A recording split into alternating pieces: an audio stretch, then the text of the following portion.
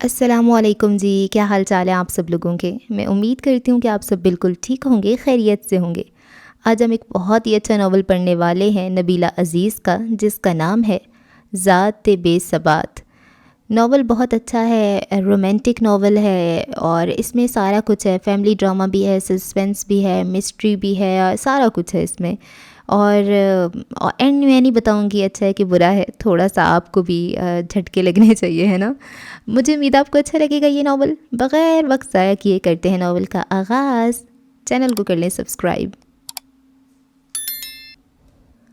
دل کی ویرانی کا یہ عالم تھا کہ پورا عالم ہی ویران اور اجاڑ نظر آ رہا تھا۔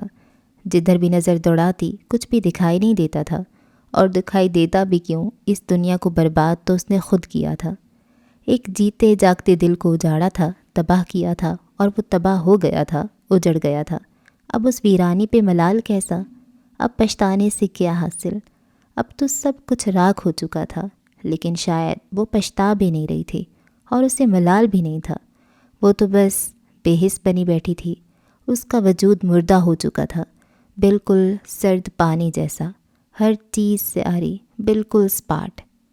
گھر میں چند افراد کو اس کیفیت پہ حیرانی ہوئی تھی، لیکن ظاہر نہیں کیا تھا۔ البتہ ایک بھرجائی تھیں جنہیں کوئی حیرانگی نہیں تھی، بلکہ وہ جانتی تھیں کہ وہ کیوں ساکت جھیل کی مانند ہو چکی ہے، وہ کیوں برف بن گئی ہے، اور کیوں دنیا سے ہی نہیں اپنے آپ سے بھی کٹ گئی ہے۔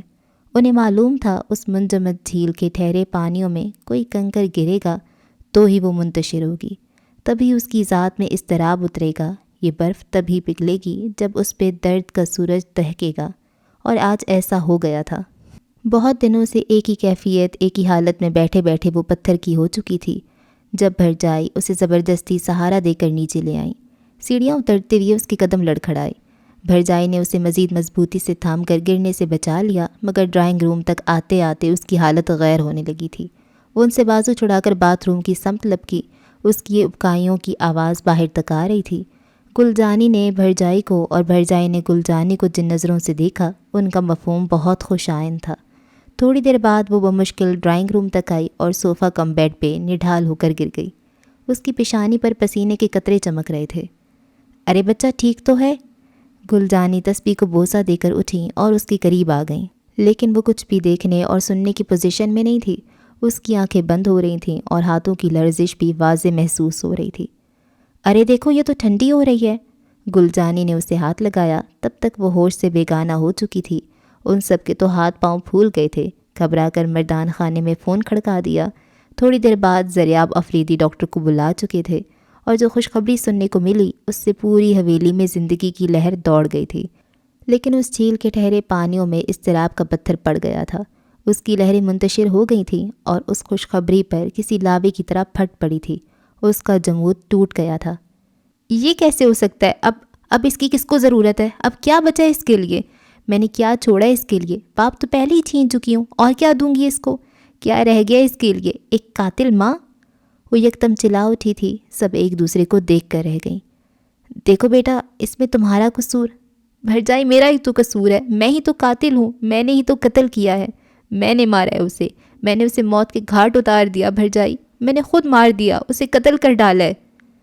وہ چیخ چیخ کے رو رہی تھی، وہ تڑپ رہی تھی۔ اتنے عرصے بعد برف پگھلی تو غم کی آگ دہک اٹھی تھی، اور اسے قابو کرنا اختیار سے باہر لگ رہا تھا۔ پتر اسے کمرے میں لے جا اور کچھ کھلا دے، ڈاکٹر کہہ رہی تھی اس کی یہ حالت بھوک کی وجہ سے ہوئی ہے۔ گلجانی کافی متفکر تھیں، بھرجائی کو ہدایات دینے لگیں، جبکہ وہ ان کے بہلاوے اور باتوں میں آنے والی نہیں تھی۔ تڑپ تڑپ کے روتے ہوئے وہ نڈھال ہو گئی تھی، لیکن بھرجائی اسے سنبھالنے کی حتی الامکان کوشش کر رہی تھیں۔ انہیں تو بہت دنوں سے یہ اندازہ تھا کہ جب یہ آتش فشاں پھٹے گا تو بہت تباہی ہوگی۔ وہ پاگلوں کی طرح ان کے ہاتھوں سے نکلی جا رہی تھی۔ بھرجائی اسے سنبھالتے ہوئے ہانپنے لگیں۔ ان کا سانس پھول گیا تھا۔ گھر کے باقی افراد بھی چپ ہو کے رہ گئے تھے۔ اس کی حالت حقیقتاً اختیار سے باہر تھی۔ رجب آفریدی آج کل ہبہ الہی میں انٹرسٹڈ ہے، یہ وہ جملہ تھا جس نے آفاق بدر کو چونکا کے رکھ دیا تھا، اور وہ حیران پریشان اس جملے کی تصدیق کے لیے سیدھا رجب آفریدی کی سامنے پہنچ گیا تھا۔ کیا یہ سچ ہے؟ اس نے روبرو آ کر پوچھا تو رجب نے اسے سر تاپا دیکھا اور اس کے تاثرات نوٹ کیے۔ تم کیوں پوچھ رہے ہو؟ رجب کے ماتھے پر خفگی بھری سلوٹیں نمودار ہوئیں۔ جو میں پوچھ رہا ہوں وہ بتاؤ، کیا تم سچ مجھ ہبہ الہی میں دلچسپی لے رہے ہو؟ آفاق حتمی لہجے میں بولا۔ میں سچ مجھ اسے پسند کرنے لگا ہوں، میں محض دل لگی کے لیے اسے پسند نہیں کر رہا، مجھے لگتا ہے اس پسند کے پیچھے کوئی اور جذبہ پرورش پا رہا ہے۔ رجب اپنی تمام خفگی جھٹک کر انتہائی سنجیدگی اختیار کر چکا تھا۔ رجب پلیز، یہ تم کیا کر رہے ہو؟ آفاق جھنجھلا گیا۔ کیا مطلب ہے تمہارا؟ رجب سیدھا ہو کے بیٹھ گیا۔ میرا مطلب واضح ہے کہ تم غلط کر رہے ہو، اور غلطی کے بعد معافی کسی کسی کا مقدر بنتی ہے۔ آفاق کی الٹی سیدھی باتوں سے رجب الجھ رہا تھا، اس نے استفہامیہ نظریں اس پر مرکوز کر دیں۔ دیکھو رجب، آج تک تم نے ہزاروں لڑکیوں سے دوستی کی، دل بہلایا اور چھوڑ دیا۔ اگرچہ مجھے یہ سب کبھی بھی پسند نہیں تھا، لیکن میں نے کبھی بھی مداخلت نہیں کی، تمہیں روکنے ٹوکنے کی کوشش نہیں کی، لیکن اس دفعہ تم نے غیر موضوع لڑکی کا انتخاب کیا ہے۔ وہ کیسے؟ رجب نے مختصراً پوچھا۔ وہ ایسے کہ تم اپنے خاندان کے لاڈلے چشم و چراغ ہو اور جاگیردار اور اپر کلاس سے تعلق رکھتے ہو، جو چاہو کر سکتے ہو، تم مرد ہو۔ لیکن اس کے برعکس وہ مڈل کلاس سے تعلق رکھنے والی شریف خاندان کی ایک سادہ سی لڑکی ہے، مجبوریوں اور عزت کی چادر میں لپٹی ہوئی، اور سب سے بڑی بات کہ وہ عورت ساد ہے، وہ اسکینڈلائز ہو جائے گی اور وہ یہ سب افورڈ نہیں کر پائے گی۔ لوگوں کی انگلیاں تمہارا تو کچھ نہیں بگاڑ سکیں گی، لیکن اس پہ بہت اثر ہوگا۔ اس لیے میں چاہتا ہوں کہ تم اپنی پسند کو لگام دو، یوں سرعام تشہیر مت کرو۔ آفاق ہبہ الہی سے کوئی تعلق، کوئی بات چیت نہ ہونے کے باوجود بھی اس کو تھوڑا بہت سمجھتا تھا، کیونکہ پوری یونیورسٹی میں وہ واحد لڑکی تھی جو 2 سال گزر جانے کے بعد بھی پہلے روز جیسی سادہ لیے دیے انداز میں رہنے والی تھی۔ جہاں بھی کسی نے اس کی طرف پیش قدمی کی، اس نے بری طرح جھٹک دیا تھا، بلکہ اپنی تیکھے لب و لہجے سے سامنے والے کو گھبرانے پر مجبور کر دیتی تھی۔ اس کے محتاط رویے کو مد نظر رکھتے ہوئے آفاق کو رجب افریدی کی پسندیدگی فضول اور کسی حد تک نقصان دہ لگی تھی۔ وہ اسے سمجھا بجھا کر اس حرکت سے باز رکھنا چاہتا تھا۔ یار میں کب تشہیر کر رہا ہوں، ابھی تو خود مجھے بھی اپنی فیلنگز کا ٹھیک سے اندازہ نہیں ہو پا رہا، تم خواہ مخواہ فکر مند ہو رہے ہو۔ میں خواہ مخواہ فکر نہیں کر رہا، تم خود سوچو، اگر میں یہ سوال لے کر تمہارے سامنے آیا ہوں تو مجھے بھی تو کسی سے ہی معلوم ہوا ہے۔ گویا اس بات کو کافی لوگ جانتے ہیں کہ رجب افریدی آج کل ہبہ الہی میں انٹرسٹڈ ہے۔ آفاق کی بات سچ تھی، رجب کو خاموش ہونا پڑا، پھر گہری سانس خارج کرتے ہوئے اٹھ کھڑا ہوا۔ اوکے، آئندہ ایسا کچھ نہیں ہوگا، میں کنٹرول کرنے کی کوشش کروں گا، اس نے کرسی کی بیگ پہ ہتھیلیاں جماتے ہوئے کہا۔ تھینکس یار، اس میں تمہارا بھی بھلا ہے اور ہبہ الہی کا بھی، جو شاید گھر سے صرف اور صرف پڑھنے کا عہد کر کے نکلی ہے۔ آفاق بھی کھڑا ہو گیا۔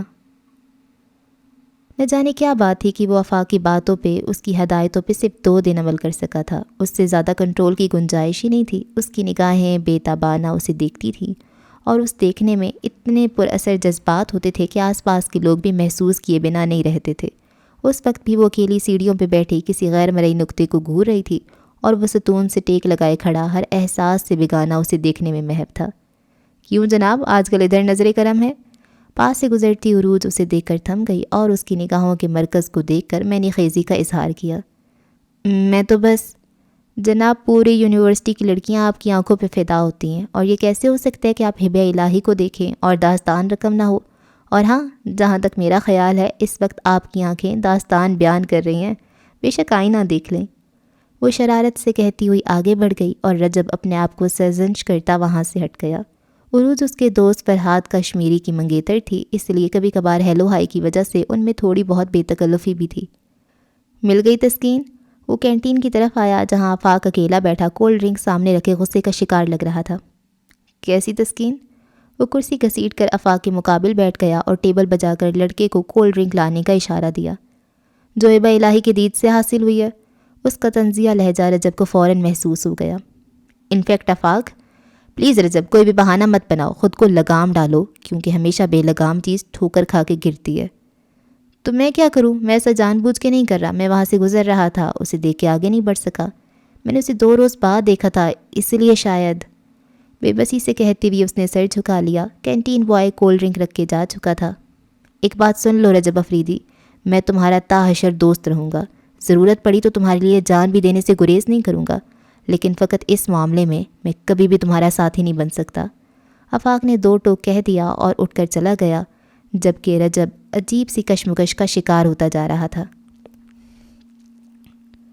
امی بابا کی طبیعت کیسی ہے؟ وہ یونیورسٹی کے لیے تیار ہو رہی تھی جب امی کمرے میں داخل ہوئیں۔ ڈاکٹر نے میڈیسن لکھ کے دی ہیں، کہتے ہیں بخار کے بعد کمزوری اور نکاہت ہو گئی ہے، اچھی غذا، فروٹ اور میڈیسن لیں گے تو بہتر ہو جائیں گے۔ لیں، واپسی پر میں یہ میڈیسن لے آؤں گی۔ اس نے اسکارف کو گرا لگا کر فوراً دوائیوں کا نسخہ لینے کے لیے ہاتھ بڑھا دیا۔ لیکن بیٹا تمہیں دیر ہو جائے گی، اور تم جانتی ہو تمہارے بابا کا مزاج کیسا ہو چکا ہے، ذرا سی دیر سویر بھی برداشت نہیں کرتے۔ ان کے انداز میں تامل دیکھ کر ہبا رک گئی تھی، پھر کچھ سوچ کر خود ہی نسخہ تھام لیا۔ میں یونیورسٹی سے چند منٹ پہلے نکل آؤں گی اور اسٹور سے میڈیسن لے کر گھر آ جاؤں گی، آپ فکر مت کریں۔ نسخہ بیگ میں رکھ کر زپ بند کی، دوپٹے کو سیفٹی پن سے جکڑا اور باہر نکل آئی۔ چلیں آپی؟ رابعہ اور ہانیہ بھی کچن سے نمودار ہو چکی تھی، پھر آگے پیچھے دہلیز عبور کرتے ہوئے ماں کو اللہ حافظ کہا تھا۔ فی امان اللہ، انہوں نے بھی آہستگی سے کہہ کر دروازہ بند کر لیا تھا۔ وہ تینوں بہنیں روزانہ صبح اکٹھی ہی گھر سے نکلتی تھیں، البتہ بس اسٹاپ تک آ کر ان کے راستے جدا ہو جاتے تھے۔ وہ دونوں میٹرک کی اسٹوڈنٹ تھیں اور اسکول جاتی تھیں۔ ان کا اسکول بس اسٹاپ سے محض چند قدم دور تھا اور ہبا یونیورسٹی جاتی تھی، اس لیے اسے وین کا سہارا لینا پڑتا تھا۔ اوکے آپی، اللہ حافظ۔ دونوں ہاتھ ہلاتی ہوئی چلی گئیں اور وہ وین کا انتظار کرنے لگی۔ 10 منٹ بعد اس کی مطلوبہ وین بھی آ چکی تھی۔ وہ جلدی سے سوار ہو گئی۔ ہیلو، کون ہو تم اور یہاں کیوں کھڑی ہو؟ گاڑی کا لاک کھولتے کھولتے اس کا ہاتھ رک گیا۔ وہ اپنی گاڑی کی اوٹ میں کھڑی اس مشکوک سی لڑکی کو دیکھ کر چونک گیا تھا، اور وہ لڑکی اسے دیکھ کر بوکھلا گئی تھی۔ اسی بوکھلاہٹ میں 2 قدم پیچھے ہٹی تو نہ جانے کس چیز سے ٹکرا کر لڑکھڑا سی گئی۔ اس نے سہارے کے لیے دوبارہ اس کی گاڑی کو تھام لیا۔ میں کیا پوچھ رہا ہوں، کون ہو تم؟ وہ گھوم کر اس کی طرف آ رہا تھا جب وہ ایک چیخ کے ساتھ لہرا کر زمین پہ آ رہی۔ اس کے قدم جم کے رہ گئے۔ اب کی بار وہ بوکھلا چکا تھا۔ اس نے چند سیکنڈ ٹھہر کر آگے پیچھے دیکھا، دور دور تک کوئی بھی نہیں تھا۔ ساری گہما گہمی اندر تھی، باہر تو ہر طرف سناٹا ہی تھا۔ اے ہیلو، اس نے ہمت کر کے قریب آ کر اس لڑکی کو پکارا، لیکن وہ تو سچ مچ ہوش و خیرت سے بیگانہ تھی۔ گاڑی سے پانی کی بوتل نکال کر اس کے چہرے پہ چھینٹے مارے، مگر اس کا وجود حرکت نہیں کر رہا تھا، اور وہ گاڑی بھی نہیں نکال سکتا تھا کہ وہاں سے بھاگ ہی جاتا۔ مجبوراً اسے گاڑی میں ڈال کر ہسپتال کا رخ کرنا پڑا۔ ہسپتال کی روشنیوں میں آ کے اس نے اس لڑکی کو بغور دیکھا۔ الجھے بکھرے بال، ملگجے کپڑے، ننگے پیر اور چہرے پہ کھنڈی زردی۔ یوں لگ رہا تھا جیسے وہ مشکلوں اور مصیبتوں کے شکنجے سے فرار ہو کر بھاگی ہے۔ اس کی حالت کافی ابتر تھی۔ وہ اس کی ٹریٹمنٹ تک راہداری میں ٹہلتا رہا تھا۔ سر، یہ میڈیسن لے آئیں۔ نرس نے باہر نکل کر اسے لسٹ تھمائی جس پہ انجیکشن، ڈرپ اور چند مختلف دوائیاں درج تھیں۔ وہ فوراً لینے کے لیے چلا گیا۔ دوائیاں خاصی مہنگی تھی، لیکن اسے کوئی پرواہ نہیں تھی۔ البتہ وہ اس لڑکی کے بارے میں خاصا پرتجسس ہو چکا تھا، جس نے بقول ڈاکٹر کے شاید کافی دنوں سے کھانا نہیں کھایا تھا، اور بھوک کی وجہ سے وہ اس قدر کمزور اور نکاہت کو پہنچ چکی تھی، اور اسی بات نے اسے بے حد متجسس کر رکھا تھا۔ اس چکر میں اسے گھر سے دیر ہو رہی تھی۔ انہیں کب تک ہوش آئے گا؟ اس نے ڈاکٹر سے دریافت کیا۔ کل صبح تک ہوش آ جائے گا۔ وہ کافی زیادہ ذہنی ٹینشن کا شکار ہیں، لیکن صبح تک بہتر ہو جائیں گی۔ ڈاکٹر نے اسے تسلی دی، اور تھوڑی دیر بعد کچھ سوچ بچار کے ساتھ فیصلہ کیا کہ وہ اس لڑکی کو ڈاکٹر کی ذمہ داری پہ چھوڑ کے گھر چلا جائے۔ وہ اپنا نام و پتہ درج کروا کے گھر چلا گیا۔ صبح وہ ہسپتال پہنچا تو وہ لڑکی ہوش و حواس میں بیڈ پہ تکیوں کے سہارے ٹیک لگائے بیٹھی تھی، اور نرس اسے سوپ پلا رہی تھی۔ گڈ مارننگ، اس نے اندر داخل ہوتے ہوئے کہا۔ وہ لڑکی چونک گئی اور اسے دیکھ کر سیدھی ہو بیٹھی۔ نرس چلی گئی۔ کیسی ہیں آپ؟ وہ یوں پوچھ رہا تھا جیسے برسوں کی شناسائی ہو۔ ٹھیک ہوں، اس کا لہجہ بھرایا ہوا تھا اور پلکیں بھی جھکی ہوئی تھیں۔ آپ کا نام و پتہ پوچھ سکتا ہوں؟ اس نے کہا ہی تھا کہ اس لڑکی کی ہچکیاں بن گئیں۔ وہ تڑپ تڑپ کے روئی تھی۔ ہیلو، وہ سر جھکائے کچھ لکھنے میں مصروف تھی جب بھاری مردانہ آواز پہ اس کا قلم رک گیا۔ سر اٹھا کر دیکھا، رجب آفریدی اس کے ٹیبل کے قریب کھڑا غالباً اسے ہی مخاطب تھا، کیونکہ اور تو کوئی بھی نہیں تھا۔ جی فرمائیے، ناگواری لہجے سے ظاہر تھی۔ مجھے بانو قدسیہ کا ناول چاہیے، غالباً آپ کے پاس ہے۔ رجب آفریدی بات کرنے کے لیے بہت مشکل سے بہانہ ڈھونڈ کے لایا تھا، اور یہ اس کے دل کی بے بسی کا سب سے بڑا ثبوت تھا کہ اب اسے بہانوں کی ضرورت پڑنے لگی تھی۔ لیکن وہ تو شہوار۔ جی ہاں، وہ شہوار دورانی کا ناول ہے، اسی نے مجھے آپ کے پاس بھیجا ہے۔ انفیکٹ اس ناول سے ایک اقتباس نوٹ کرنا ہے، بہت جلد آپ کو واپس مل جائے گا۔ لیکن وہ ناول میں گھر چھوڑ آئی ہوں، اس لیے اس وقت تو ممکن نہیں، آپ لائبریری سے رجوع کر لیں۔ وہ کہہ کر سر جھکا کر دوبارہ لکھنے میں مصروف ہو چکی تھی۔ اس کی لکھنے کی رفتار بہت تیز تھی۔ وہ اس کے ہاتھ اور پین کو دیکھنے لگا جو اس کے لیے بہت خاص اور منفرد تھے۔ آپ کل وہ ناول لے آئیے گا، میں کل لے لوں گا۔ اس نے ٹیبل بجا کر تاکید کی اور پلٹ کر چلا گیا۔ ایک ذرا سے حادثے نے اس لڑکی کو میرے لیے کتنا اہم اور عزیز بنا دیا۔ وہ سیڑھیاں اترتے ہوئے کافی سنجیدگی سے سوچ رہا تھا جب سامنے سے آتے آفاق پر نظر پڑ گئی۔ آفاق، اس نے آفاق کو اپنے دھیان میں کوریڈور میں مڑتے دیکھ کر فوراً پکار لیا اور قدموں کی رفتار تیز کر دی۔ کہاں جا رہے ہو؟ اس نے قریب آ کر استفسار کیا۔ یار کلاس اٹینڈ کرنے، اور کہاں؟ آفاق کو رجب کی کھوئی کھوئی کیفیت پہ حیرت ہوئی، جو کلاس روم کے سامنے کھڑا ہو کر پوچھ رہا تھا کہ کہاں جا رہے ہو؟ او ہاں کلاس۔ اس نے سر جھٹکا، پھر دونوں ہی اندر داخل ہو گئے۔ تمہاری ماما کیسی ہیں؟ طبیعت کچھ بہتر ہوئی یا نہیں؟ رجب انتہائی شرافت، سنجیدگی اور توجہ سے پوچھ رہا تھا۔ اسے آفاق کی ماما سے خود بھی بہت لگاؤ تھا۔ اپنی ماں کی کمی کا احساس تو کبھی نہیں ہوا تھا، لیکن آفاق کی ماما کو دیکھ کر احساس ہوتا کہ مائیں سچ مچ بہت پیاری ہوتی ہیں، خود چاہے کتنی ہی بے بس ہو جائیں اولاد کا حوصلہ نہیں گرنے دیتی۔ پہلے سے بہت بہتر ہیں، ماما بھی تمہیں بلا رہی تھیں۔ سوری یار، مجھے حقیقتاً اتنے دنوں سے تمہاری طرف چکر لگانے کا خیال ہی نہیں آیا۔ میں آج شام کو ہی آؤں گا اور انشاءاللہ مسئلہ بھی ڈسکس ہو جائے گا۔ وہ دونوں گفتگو میں محو تھے۔ جب پروفیسر زیدی اندر داخل ہوئے تب ان کے سارے مسئلے ملتوی ہو گئے۔ آپ وہ ناول لے آئیں؟ دوسرے روز وہ دوبارہ اس کے سامنے تھا۔ جی وہ شہوار کے پاس ہے۔ اس نے دور بیٹھی شہوار کی سمت اشارہ کیا اور آگے بڑھ گئی۔ رجب اس کی پشت کو دیکھتا رہ گیا، گویا اس نے ناول خود رجب افریدی کو دینا مناسب نہیں سمجھا تھا، اس لیے آتے ہی شہوار کو تھما دیا تھا۔ اس وقت رجب افریدی کو اس کی تیکھے پن کا شدت سے احساس ہوا تھا، لیکن نہ جانے کیا بات تھی کہ اس کے باوجود بھی اسے ہبہ الہی پہ غصہ نہیں آیا تھا، ورنہ وہ مزاجن غصے کا تیز تھا، ذرا سی بات پہ اکھڑ جاتا تھا۔ مگر یہ ہبہ الہی ہی تھی جو مسلسل اسے نظر انداز کرنے کے ساتھ ساتھ ڈس ہارٹ بھی کیے جا رہی تھی۔ کیا ہوا؟ معاملہ اختیار سے باہر ہے کیا؟ فرحات کشمیری اچانک کہیں سے نمودار ہو کر اس کے سامنے آ گیا تھا۔ معاملہ نہیں یار، میں خود اختیار سے نکل چکا ہوں۔ دونوں ساتھ چلتے لان میں آ گئے۔ اتنی بے بسی کیوں؟ فرحات کافی شوخ طبیعت کا مالک تھا اور اس کی منگیتر عروج بھی تقریباً اس جیسا ہی مزاج رکھتی تھی۔ دونوں کی دلچسپ نوک جھونک اور دوسروں کو چھیڑنے کی عادت بھی چلتی رہتی تھی۔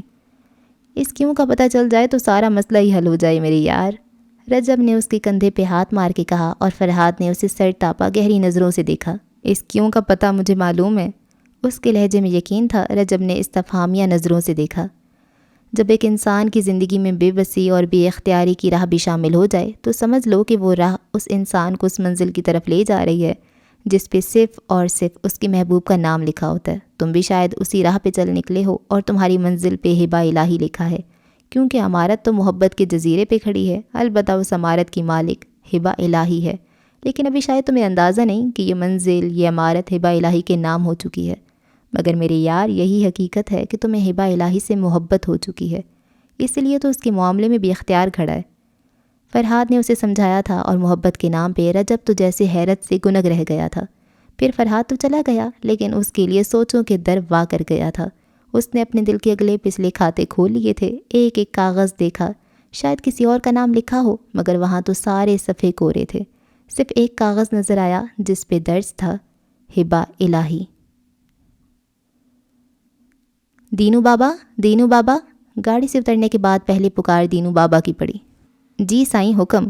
دینو بابا سارے کام چھوڑ چھاڑ کے بھاگے بھاگے آئے تھے۔ رجب کہاں ہے؟ انہوں نے ذرا سختی اور تشویش سے پوچھا۔ رات کے 11:30 کا وقت ہو رہا تھا، لیکن اس کی گاڑی غائب تھی۔ سائیں یار باش آئے تھے، ساتھ لے گئے، ورنہ چھوٹے سائیں تو انکار ہی کر رہے تھے۔ پہلے بھی جاتا ہوگا؟ ان کا انداز دیکھ کر دینو بابا گڑبڑا گئے۔ نہ سائیں، پہلے تو 9-10 بجے آ جاتے تھے۔ دینو بابا کو جھوٹ بولتے ہوئے تھوڑا ڈر تو لگا، لیکن اس خیال سے جھوٹ بولنا ہی پڑا کہ مبادا ان کا غصہ چھوٹے سائیں پہ نہ اترے۔ چند سیکنڈ وہ چپ رہے، پھر سر ہلا کے ایک قدم اندر کی جانب بڑھا دیے۔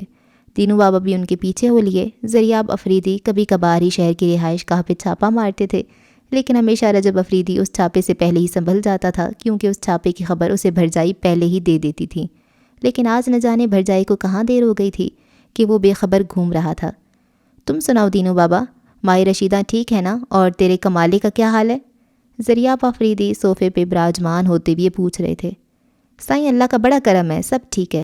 کمالہ بیمار ہو گیا تھا، چھوٹے سائیں خود ساتھ گئے، رات بھر اسپتال میں رہے، علاج کروایا، ڈاکٹر کو انگریزی میں ہدایات بھی دیتے رہے، اور ڈاکٹر نے بڑا خیال رکھا ہمارا۔ تینوں بابا خوشی خوشی بتا رہے تھے۔ زریاب افریدی بے ساختہ مسکرا دیے۔ یعنی وہ تم لوگوں کی ٹھیک ٹھاک کیئر کرتا ہے، بس ہمارے سامنے لاپرواہ بنتا ہے۔ سائیں ابھی ان کی عمر ہی کیا ہے، اور یہی تو عمر ہوتی ہے من مرضی کرنے کی۔ دینو بابا نے رجب افریدی کی حمایت کی، پھر رشیدہ نے ان کے لیے کافی بنائی اور دونوں میاں بیوی اپنے کوارٹر میں چلے گئے۔ زریاب افریدی ریموٹ اٹھا کر ٹی وی آن کر کے نیوز سننے لگے۔ نیوز وہ محض اس کے انتظار میں سن رہے تھے۔ رفتہ رفتہ وقت 11:30 سے 1 بجے تک جا پہنچا۔ اب وال کلاک کی سمت دیکھتے ہوئے انہیں بےحد تشویش ہونے لگی تھی۔ اپنا موبائل اٹھا کر اس کے نمبر پریس کیے، دوسری طرف رسپانس ہی نہیں تھا، وہ جھنجھلا گئے تھے۔ اس سے پہلے کہ ان کا غصہ مزید تیز ہوتا باہر گاڑی کا ہارن سنائی دیا۔ رجب اپنی الجھن میں گم اپنے ہی دھیان میں گاڑی سے اتر کر اندر آ گیا۔ زریاب آفریدی کی گاڑی بھی نہیں دیکھ پایا تھا، لیکن زینہ طے کرتے ہوئے قدم چھٹک گئے۔ لاؤنج سے ٹی وی کی آواز سنائی دے رہی تھی اور روشنی بھی نظر آ رہی تھی۔ لالا سائیں آپ؟ لاؤنج میں قدم رکھتے ہی وہ گڑبڑا گیا۔ کیوں، ہم نہیں آ سکتے؟ نہیں، میرا یہ مطلب تو نہیں تھا۔ ان سے بغل گیر ہوتے ہوئے وہ اندر سے پریشان بھی ہو چکا تھا۔ بیٹھو، وہ اسے صوفے پہ بیٹھنے کا اشارہ کر رہے تھے اور پھر دونوں ہی بیٹھ گئے۔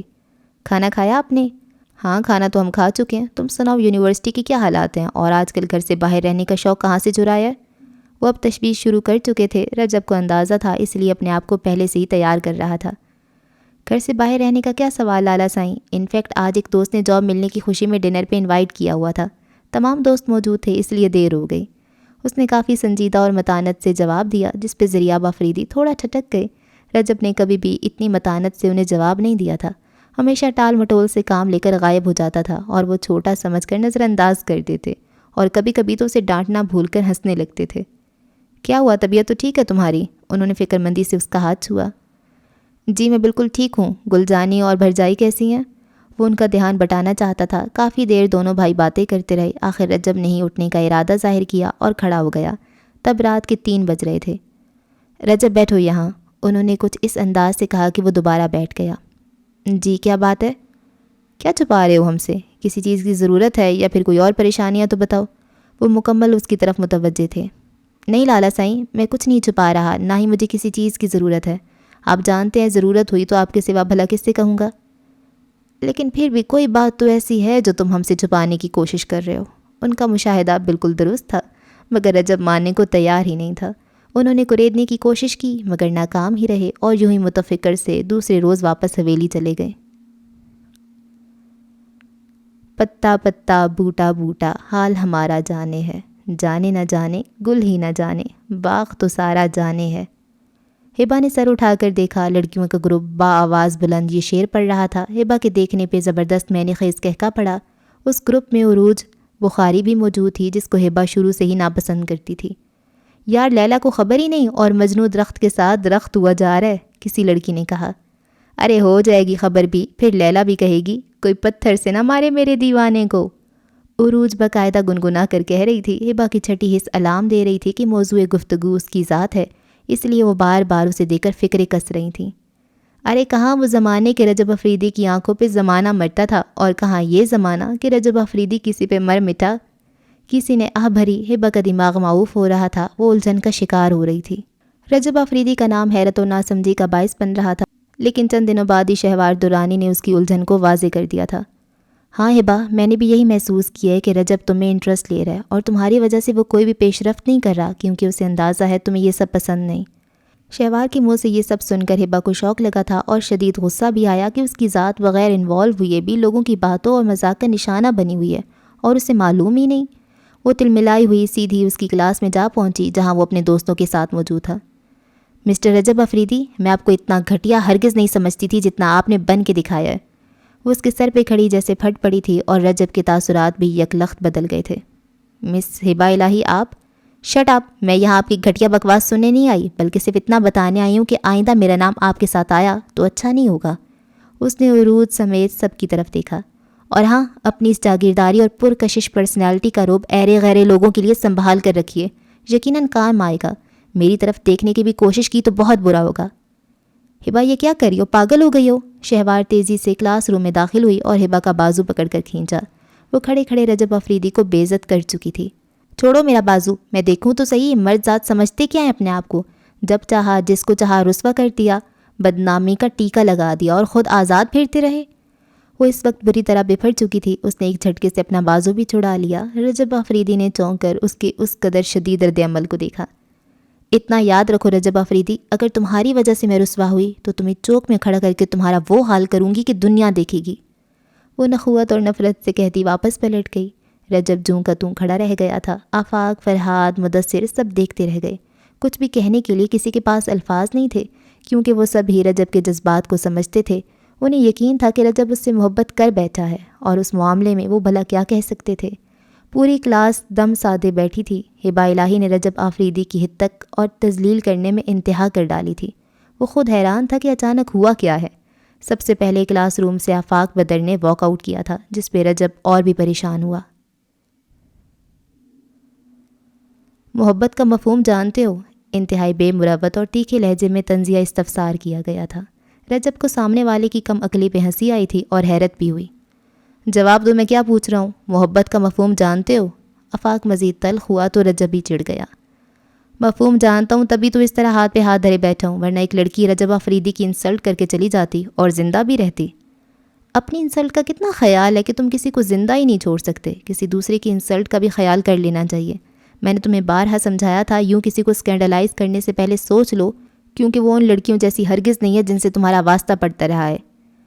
لیکن آفاق میری غلطی ہی کیا ہے؟ میں نے کب اسے اسکینڈلائز کرنے کی کوشش کی ہے؟ رجب جھنجھلا گیا۔ میں نے تمہیں کہا بھی تھا کہ جب یونیورسٹی میں ہمہ وقت تم اسی کو مرکز نگاہ بنائے رکھو گے تو یقیناً باتیں ہوں گی، اور یہ بھی کہا تھا کہ اس پہ اتنی توجہ دینا چھوڑ دو ورنہ معاملہ بگڑ بھی سکتا ہے، اور آج وہی ہوا جس سے بچنے کے لیے میں کہتا تھا۔ آفاق سچ مچ غصے میں تھا۔ رجب کا اپنا دماغ بھی کام کرنا چھوڑ چکا تھا، اسے کچھ سمجھ نہیں آ رہا تھا۔ اب بتاؤ کیا کرنا چاہیے؟ اس نے بےحد آہستگی سے کہا۔ تمہیں اسے معافی مانگ لینی چاہیے۔ کیا؟ آفاق کے الفاظ سے اسے گہرا جھٹکا لگا، جیسے اس نے معافی کا نہیں کسی کو قتل کرنے کا کہہ دیا ہو۔ کیوں، تم معافی نہیں مانگ سکتے؟ آفاق نے کافی گہری نظروں سے اسے سر تاپا جانچا۔ آفاق تم پاگل ہو گئے ہو؟ اتنے لوگوں میں انسلٹ میری ہوئی ہے اور معافی بھی میں ہی مانگوں؟ کہیں دماغ تو نہیں چل گیا تمہارا؟ رجب آفریدی معافی کے لفظ پر جیسے دیوانہ ہی تو ہو گیا تھا۔ جب تم معافی نہیں مانگ سکتے تو محبت کو تم کیا جانو گے؟ محبت میں کبھی بھی میں نہیں رہتا، سب کچھ تم ہو جاتا ہے۔ اگر محبت میں کچھ پانے کے متمنا ہو تو پہلے اپنی ذات کو بے ثبات کرو۔ جس روز تمہاری اپنی ذات تمہارے لیے بے ثبات ہو گئی، اس روز محبت تمہیں مکمل کر دے گی، کیونکہ محبت میں اور تو کا فرق نہیں ہوتا۔ جس روز اس مقام کو پالو گے، اس روز محبت خود تمہارے قدم چومے گی۔ آگے تمہاری مرضی کہ تمہیں معافی مانگنی ہے یا نہیں۔ آفاق چلا گیا، لیکن رجب آفریدی اس کی بات کے اثر میں جکڑا، بے حس و حرکت بیٹھا، کچھ بھی کرنے کے قابل نہیں تھا، بالکل جامد بیٹھا تھا۔ رجب آفریدی کا تعلق پشاور سے تھا۔ آفریدی حویلی کا سب سے چھوٹا بیٹا تھا۔ وہ صرف 2 ماہ کا تھا جب ایک روڈ ایکسیڈنٹ میں ماں اور باپ کے سائے سے محروم ہو گیا تھا۔ زمان آفریدی ماں باپ کے اکلوتے چشم و چراغ تھے۔ 2 بہنیں تھیں جن کو اپنے اکلوتے بھائی سے بے پناہ پیار تھا۔ انہوں نے بہت ارمانوں سے بھائی کی شادی کی۔ زمان آفریدی کے صرف 2 بیٹے تھے، زریاب آفریدی اور رجب آفریدی۔ گلجانی کے دل میں بہت زیادہ پوتے پوتیوں کا شوق تھا۔ وہ اپنے بیٹے زمان آفریدی اور پوتوں پہ جان چھڑکتی تھیں، لیکن ایک روز شادی کے فنکشن سے واپسی پہ ان کی گاڑی ایک ٹرالر سے ٹکرا گئی اور وہ دونوں موقع پہ جاں بحق ہو گئے تھے۔ آفریدی حویلی میں کوہرام مچ گیا تھا۔ زریاب آفریدی بھی ماں باپ کی موت سے جیسے تنہا صحرا میں آن کھڑے ہوئے تھے، لیکن 2 ماہ کا رجب تو ہر دکھ ہر غم سے انجان تھا۔ اسے کیا خبر تھی کہ قدرت نے اس سے کیا کچھ چھین لیا ہے۔ ماں کی آغوش ہی نہیں، باپ کا سایہ بھی اٹھ گیا ہے، اور یہ زریاب آفریدی ہی تھے جنہوں نے اتنے غم کے باوجود رجب آفریدی پہ دھیان دیا اور اسے اپنی باہوں میں چھپا لیا تھا۔ اپنے غم سے سنبھلنے کے بعد رفتہ رفتہ گلجانی کو خبر ہوئی کہ سب سے زیادہ نقصان تو رجب کا ہوا، جس نے بھی ماں کہنا بھی نہیں سیکھا اور باپ سے کوئی لاڈ نہیں اٹھ پایا تھا۔ یہی سوچ کر ان کے دل میں دوبارہ سے غم کا سمندر ٹھاٹھے مارنے لگا تھا، اور رجب کو اپنی ہتھیلی کا پھپھولا بنا لیا۔ ہر سرد و گرم سے یوں بچا کے رکھتی جیسے وہ موم کا بنا ہو۔ جوانی کی دہلیز پہ قدم رکھنے تک آفریدی حویلی میں رجب کے لیے بہنوں سی چاہنے والی بھرجائی بھی آ چکی تھی۔ یوں رجب کے لیے باپ کا مفہوم بھائی اور ماں کا مفہوم گلجانی اور بہن کا مفہوم بھرجائی تھا۔ اس نے آج تک ان رشتوں کی موجودگی میں کوئی کمی محسوس نہیں کی تھی، نہ ہی ماں باپ کے لیے دل گرفتہ ہو کر انہیں پریشان کیا تھا۔ وہ اپنی زندگی سے پوری طرح مطمئن تھا، ہمیشہ منمانی کی، جو چاہا وہ حاصل کیا تھا۔ تعلیم کے لیے کوئی روک رکاوٹ نہیں تھی۔ زریاب آفریدی نے اسلام آباد کے مہنگے ترین ایریا میں رہائش کے لیے بنگلہ خرید کر دیا۔ گاڑی، بینک بیلنس اور ملازم، سب کچھ ہمہ وقت اس کے لیے تیار اور الرٹ رہتے تھے۔ یونیورسٹی میں بھی کئی رنگینیاں انجوائے کی تھیں، لیکن ایک روز یونیورسٹی سے فل سپیڈ سے گاڑی نکال کر روڈ پہ آتے ہوئے اچانک گاڑی اس کی اختیار سے باہر ہو گئی تھی اور سیدھی ایک درخت سے ٹکرا گئی۔ بس اسٹاپ تک پیدل جاتی ہبا الہی اس دھماکے سے چیخ اٹھی تھی۔ وہ بھاگتی ہوئی گاڑی کے پاس آئی۔ بچاؤ، پلیز بچاؤ، وہ یکدم چلانے لگی۔ ڈور کھولا اور رجب آفریدی کو ہراساں نظروں سے دیکھا۔ وہ اس کا یونیورسٹی فیلو تھا، البتہ دونوں کے ڈپارٹمنٹ مختلف تھے۔ اس کے ماتھے سے بہتا خون اور نیم بے ہوش حالت اسے بدحواس کر رہی تھی۔ اس نے بیگ سے اپنا دوپٹہ نکال کر اس کے ماتھے پہ باندھا اور پھر بھاگتی ہوئی روڈ پہ آئی۔ اتفاقاً آفاق، فرحاد، مدثر اور دوسرے دوست بھی اپنی گاڑیوں سے نکل رہے تھے۔ پلیز وہ رجب کا آفریدی کا ایکسیڈنٹ ہو گیا۔ ہبا کا بدحواس لہجہ اور انداز انہیں چونکا گئے۔ جب ان کی گاڑیاں ہسپتال کے لیے روانہ ہوئیں وہ وہیں کھڑی رہ گئی تھی، دل میں اس غیر اور اجنبی کے لیے زندگی کی دعا کرتی۔ ڈھیلے ڈھالے قدموں سے جلدی واپسی کے لیے مڑ گئی، لیکن گھر دیر سے آنے پہ اسے بابا کی کافی سلواتیں سننا پڑی تھیں۔ رجب آفریدی کو ہوش میں آنے کے بعد سب سے پہلے اس لڑکی کا خیال آیا جو اس کے لیے بدحواس ہو رہی تھی۔ اسی نے اسے اسٹیئرنگ سے ہٹا کر سیدھا کیا تھا۔ اسے اس کی دھندلی دھندلی صورت یاد تھی اور بعد میں پتہ چلا وہ ہبا الہی تھی۔ ہسپتال سے ڈسچارج ہو کر گھر آیا تو گلزانی اور بھرجائے کی فکر اور بھاگ دوڑ جاری ہو گئی تھی۔ زریاب آفریدی بھی آج کل شہر والے بنگلے پہ موجود تھے اور یونیورسٹی آتے ہی رجب نے سب سے پہلے ہبا الہی سے ملنے کی خواہش کا اظہار کیا تھا اور آفاق بھی اسی کے ساتھ تھا۔ ہیلو مس ہبا الہی کہاں ملیں گی؟ آفاق نے شہوار درانی کو کلاس روم سے نکلتے دیکھ کر مخاطب کیا۔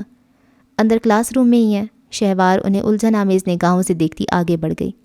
ہیلو کیسی ہیں آپ؟ پہلے آفاق نے ہی اسے مخاطب کیا تھا۔ ہبا نے چونک کر سر اٹھایا اور رجب آفریدی کو صحت یاب دیکھ کر اندر ہی اندر خوش ہوئی، کیونکہ چند روز قبل اس حادثے کی وجہ سے وہ اس کی زندگی سے مایوس ہو چکی تھی۔ رجب کی حالت ہی اتنی ابتر ہو چکی تھی کہ مایوسی تعجب آمیز بات نہیں تھی۔ ام فائن۔ وہ کھڑی ہو گئی، چہرے کے گرد سیاہ اسکارف کا حالہ بنا ہوا تھا، سوٹ کی میچنگ چادر شانوں پہ پھیلائے وہ ان کے سامنے بہت اعتماد سے کھڑی تھی۔ مس ہبا الہی میں آپ کا شکریہ ادا کرنے آیا ہوں، تھینک یو سو مچ۔ اس وقت میں آپ کی وجہ سے یہاں کھڑا ہوں، اگر آپ بر وقت میرے لیے بھاگ دوڑ نہ کرتی تو شاید آج میرا ٹھکانہ کہیں اور ہوتا۔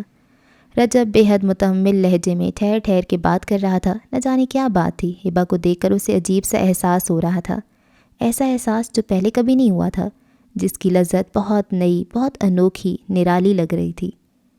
مسٹر رجب آفریدی، آپ اس وقت یہاں میری وجہ سے نہیں، اس پاک ذات کی وجہ سے کھڑے ہیں جس نے آپ کی عمر اتنی مختصر نہیں لکھی تھی، کیونکہ اگر آپ کی عمر کا گوشوارہ ختم ہو چکا ہوتا تو میرے جیسی 10 اور بھی آ جاتی تو آپ زندگی سے ہمکنار نہیں ہو سکتے تھے۔ اس لیے آپ میرا نہیں اپنے رب تعالیٰ کا شکریہ ادا کیجئے جس نے آپ کی عمر دراز لکھی ہے۔ میری طرف سے آپ کو صحتیابی مبارک ہو۔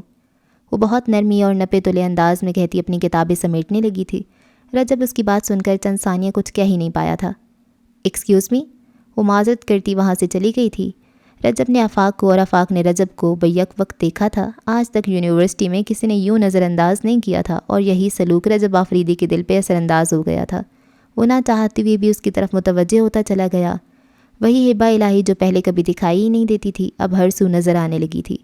رجب آفریدی نے باقی لڑکیوں سے موازنہ کیا تو وہ سب سے منفرد، سب سے الگ نظر آئی۔ آہستہ آہستہ اس کا دل مائل ہونے لگا۔ انہی دنوں آفاق اپنی ماں کو لے کر چیک اپ کے لیے کراچی گیا ہوا تھا۔ واپسی پہ اسے لڑکے لڑکیوں کی سرگوشیوں سے اندازہ ہوا کہ رجب کا آج کل کسی طرف رجحان ہے۔ اس نے اسے سمجھانے کی کوشش بھی کی، مگر وہ سمجھانے کی حدود سے نکل چکا تھا۔ وہ اپنے دل کو کسی بھی طرح سے روک نہیں پا رہا تھا۔ اس کے جذبات اس کی اختیار سے نکلتے جا رہے تھے اور اسی بے اختیاری کے ہاتھوں ہبا الہی کے لیے اس کے دل میں موجود جذبات عیاں ہونے لگے، جس کا نتیجہ اسے ہبا الہی کے غصے اور نفرت کی صورت میں ملا تھا۔ اور اب آفاق اسے معافی کا راستہ دکھا کر جا چکا تھا۔ وہ ہنوز ایک ہی پوزیشن میں بیٹھا اپنے دل کی وادی کو اتھاہ گہرائیوں تک ٹٹول آیا تھا، جس میں کسی بھی طرح کا غصہ نہیں تھا، انا نہیں تھی، اپنی تذلیل، اپنی حد تک ذرا کی بھی پرواہ نہیں تھی، نہ ہی وہ اس سے انتقام کا کوئی ارادہ رکھتا تھا، بس خاموشی سے بیٹھا سوچے جا رہا تھا۔ اتنی چپ رہتی ہو، تھکتی نہیں ہو؟ شہوار نے گھاس پہ اس کے قریب آلتی پالتی مار کے بیٹھتے ہوئے کہا۔ تم اتنا بولتی ہو، تمہیں تھکن نہیں ہوتی؟ ہبا نے گھاس کے تن کے نوچتے ہوئے جواباً شہوار کو لپیٹ میں لے لیا تو شہوار گھورنے لگی۔ بولنے سے تھکن نہیں ہوتی، بھوک لگتی ہے، اور جب بھوک لگتی ہے تو پیٹ بھر کے کھانا کھاتی ہوں، اس لیے صحت اچھی رہتی ہے، اور اس بات سے ظاہر ہوتا ہے کہ بولنا صحت کے لیے اچھا ثابت ہوتا ہے۔ شہوار نے انتہائی سکون سے وضاحت دی تو نہ چاہتے ہوئے بھی ہبا کے ہونٹوں پہ دھیمی سی مسکراہٹ کھیل گئی۔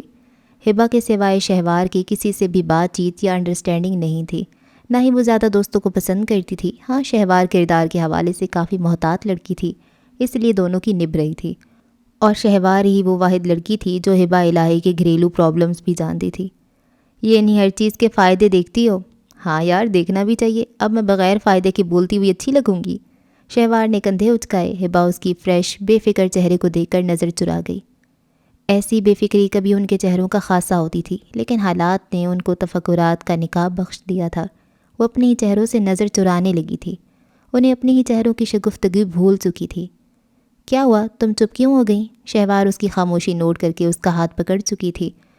بس ایسی کبھی کبھی احساس ہوتا ہے کہ ہمیں تو ہنسنے کھیلنے کا کوئی حق ہی نہیں، ہم کیوں ہنس رہے ہیں؟ اس کا لہجہ شکستہ ہو رہا تھا۔ ارے پگلی، ایسا نہیں سوچتے، ہر انسان کا ہر چیز پہ حق ہے، بس کبھی کبھی کچھ دیر کے لیے کوئی چیز ہمیں اپنے لیے موزوں نہیں لگتی۔ انشاءاللہ سب ٹھیک ہو جائے گا، اللہ بہتر کرے گا۔ بابا کی طبیعت کیسی ہے؟ شہوار نے بہت اپنائیت سے اس کا ہاتھ تھپکا اور اسے سمجھانے کے لیے تسلی دی۔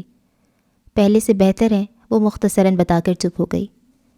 ہبا، تمہیں اتنا دل گرفتہ نہیں ہونا چاہیے، تم گھر میں رابعہ اور ہانیہ سے بڑی ہو، اپنا حوصلہ بلند رکھو۔ روحان بھائی کا فون وغیرہ آیا؟ نہیں، میں نے 2 مرتبہ رابطہ کرنے کی کوشش کی مگر وہ چھٹی پر ہیں۔ اب پتہ نہیں وہ کہاں ہیں اور ہم سے رابطہ کیوں نہیں کر رہے۔ چند دنوں کے لیے آ جاتے تو بابا کا موڈ بھی شاید بہتر ہو جاتا۔ ہبا اس وقت بے حد دکھی ہو رہی تھی اور شہوار بہت خلوص اور محبت سے اسے تسلی دلاسا دینے میں مصروف تھی۔ ہو سکتا ہے انہیں کوئی کام پڑ گیا ہو یا پھر وہ واپس آنے کی تیاری میں ہو۔ نہیں شہوار، وہ کبھی بھی واپس نہیں آئیں گے، ان کے دل میں ہمارے لیے نفرت بیٹھ چکی ہے، وہ ہمیں دیکھنا بھی پسند نہیں کرتے اور اس میں بھلا ان کا کیا قصور ہے؟ ہمیں اس حال میں اس نوبت کو پہنچانے والی ہماری بہن ہے، ہماری اپنی بہن جس نے ہم بہنوں کا خیال نہیں کیا، باپ اور بھائی کی عزت کا خیال نہیں کیا، ماں کی تربیت کی لاج نہیں رکھی، سب رونٹ ڈالا، عذاب میں جھونک دیا ہمیں۔ وہ کہتے کہتے رو پڑی تھی اور شہوار اسے خاموش کروانے لگی کہ یونیورسٹی کے بیچوں بیچ تماشا نہ بن جائے۔ غفار الہی دیہاتی تھے، لیکن اچھی تعلیم، سوچ اور ماں باپ کے تعاون سے وہ دیہاتی بن کے نہیں رہے تھے۔ انہوں نے شہر میں ملازمت کر لی۔ وہ واپٹا کے محکمے میں بہت اچھی پوسٹ پر تھے اور بہت خوش بھی تھے۔ ماں باپ نے اپنی پسند سے ان کی شادی کر دی، ان پر بھی انہیں کوئی اعتراض نہیں تھا۔ نوکری کے لیے شہر آئے تو بیوی خدیجہ بیگم کو گاؤں ہی چھوڑ آئے تھے۔ خدیجہ بیگم بھی ساس سسر کے ساتھ رہتی ہوئے خوش اور مطمئن تھی۔ لیکن جب روحان پیدا ہوا تو غفار الہی کے دل میں اس کی اعلیٰ تعلیم اور اعلیٰ پوسٹ کا خواب پہلے سے موجود تھا۔ ایسی خواب انہوں نے بیٹیوں کے حوالے سے بھی دیکھ رکھے تھے۔ روحان کے بعد ہبا اور ہبا کے بعد ردا پیدا ہوئی اور پھر 3 سال بعد رابعہ اور ہانیہ جڑواں پیدا ہوئیں۔ رفتہ رفتہ بچے بڑے ہوئے تو غفار الہی کو اندازہ ہوا کہ ان کے خوابوں کی تکمیل گاؤں میں رہ کر ممکن نہیں ہوگی، اس لیے خاندان کی مخالفت کے باوجود شہر آ گئے۔ بچوں کو اچھے اداروں میں داخل کروایا اور خود دن رات محنت کرنے لگے۔ انہیں بیٹے سے زیادہ بیٹیاں عزیز تھیں اور وہ ان کی تعلیم پر بھی بھرپور توجہ دیتے تھے۔ ان کے ناز نخرے اٹھاتے، ہر خواہش پوری کرتے، لیکن ساتھ ہی اپنی عزت کو سنبھالنے کی تاکید بھی کرتے رہتے۔ روحان اپنا MBA کلیئر کر چکا تھا اور 1-2 جگہ جاب کے لیے اپلائی بھی کر رکھا تھا۔ ہبا 2nd ایئر اور ردا 1st ایئر کی اسٹوڈنٹ تھی۔ ہبا بھی روحان کی طرح MBA کا شوق رکھتی تھی، اس لیے اس کے اور ردا کے راستے جدا ہو گئے۔ BA فائنل ایئر کا اسٹوڈنٹ انصر نیاز اس میں انٹرسٹ لے رہا تھا اور ردا الہی جو ابھی بچپن کی سیدھی سادی گلیوں سے نکل کر نوخیز جوانی کی گلستان میں داخل ہوئی تھی، دیوانہ وار لپکتے اس بھنورے کو اپنا سب کچھ سمجھنے لگی تھی۔ بہت جلد انصر نیاز نے اسے اپنے شیشے میں اتار لیا۔ اس کا نوخیز حسن اسے دن رات بے چین کیے ہوئے تھا۔ وہ اسے ہر صورت حاصل کرنا چاہتا تھا۔ محبت کے نام پہ کئی وعدے، کئی عہد بھی ہو چکے تھے، لیکن ابھی تک وہ اس کے ہاتھ نہیں آئی تھی۔ وہ اپنے باپ اور بھائی کی عزت سے ڈرتی تھی، تب اسے بہلانے کے لیے انصر نیاز نے کورٹ میرج کا شوشہ چھوڑا۔ تب وہ سوچنے پہ مجبور ہو گئی تھی اور ایک روز سچ مچ نکاح کر کے وہ باپ کا گھر اور عزت روند کر چلی گئی۔ غفار الہی کو خبر نہ تھی کہ ان کی بیٹی انہیں گہرے پاتال میں بھی گرا سکتی ہے۔ وہ پہلے تو کئی روز جیسے ہر احساس سے مفلوج ہو کر رہ گئے تھے، لیکن جب روحان کا جھکا سر، نیچی نظریں دیکھ کر احساس ہوا کہ لوگ باہر کیا کیا باتیں کر رہے ہیں، تب ان کے اندر کا زہر امڑنے لگا۔ چلی جاؤ تم سب بھی، چلی جاؤ، بھاگ جاؤ تم سب بھی، دفع ہو جاؤ، مر گئی تم سب میرے لیے، مر گئی تم سب۔ وہ چیخ چلا رہے تھے۔ ہبا بھاگتے ہوئے روحان کے پاس گئی۔ روحان بھائی دیکھے نا بابا ہم پہ۔ ہبا کے الفاظ اور روحان سا لہجہ پتھرا کے رہ گئے تھے۔ روحان بابا سے بھی زیادہ نفرت سے دیکھ رہا تھا۔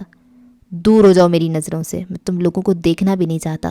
نفرت ہو گئی ہے تمہاری صورتوں سے، چلی جاؤ کہیں، یہ نہ ہو کہ تیل چھڑک کے تم تینوں کو آگ لگا دوں۔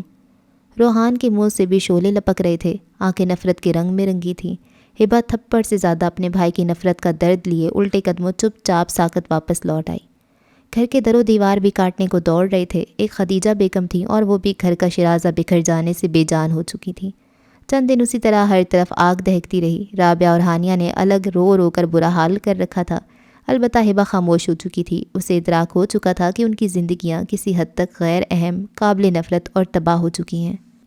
غفار الہی نے اس کی یونیورسٹی اور رابعہ ہانیہ کے اسکول جانے پہ پابندی لگا دی، مگر خدیجہ بیگم نے احتجاج بلند کر دیا اور بہت مشکلوں سے انہیں پڑھنے کی اجازت دلوائی تھی۔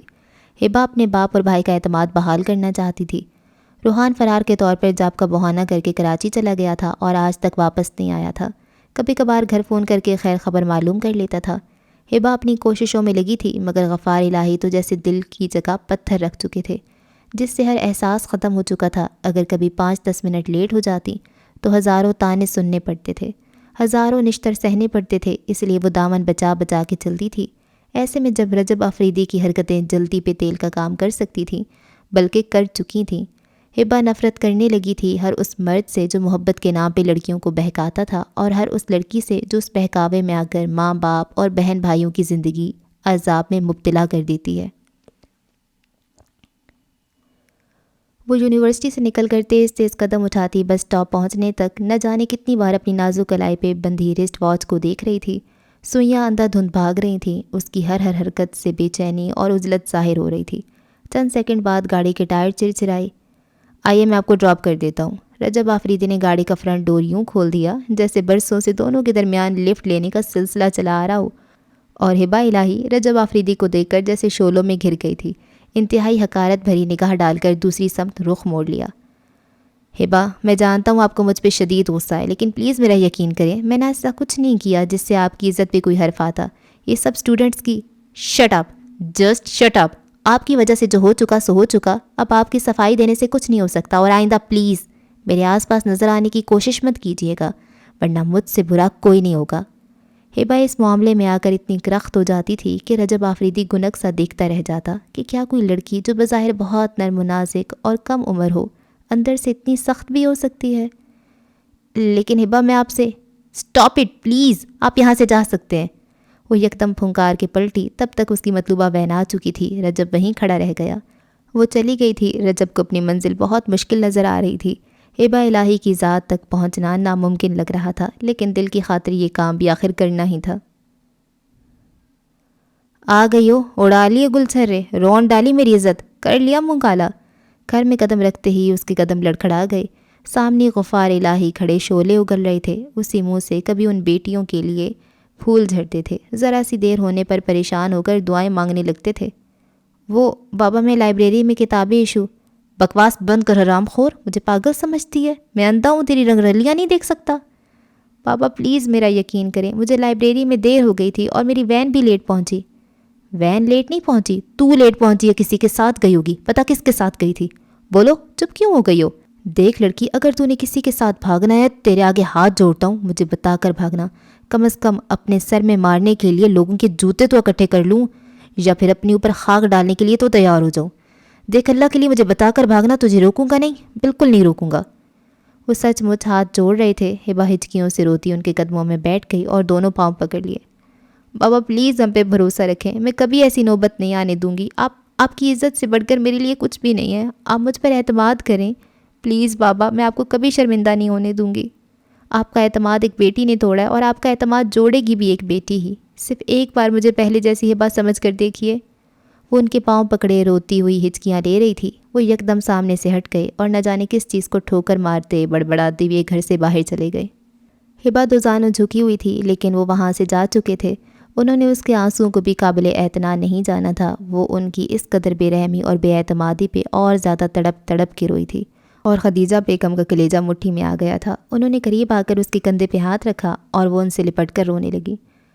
گھر سے باہر بہادر نظر آنے والی ہبا الہی گھر کی چار دیواری میں دکھ اور بے اعتباری کے نشتر کھائے ہوئے بے حد کمزور اور نڈھال ہو گئی تھی۔ اسے آج تک روحان کا مارا ہوا تھپڑ نہیں بھولا تھا۔ تھپڑ تو شاید وہ بھلا ہی دیتی، لیکن تھپڑ کے ساتھ ملنے والی نفرت اور حقارت کو کیسے بھلاتی؟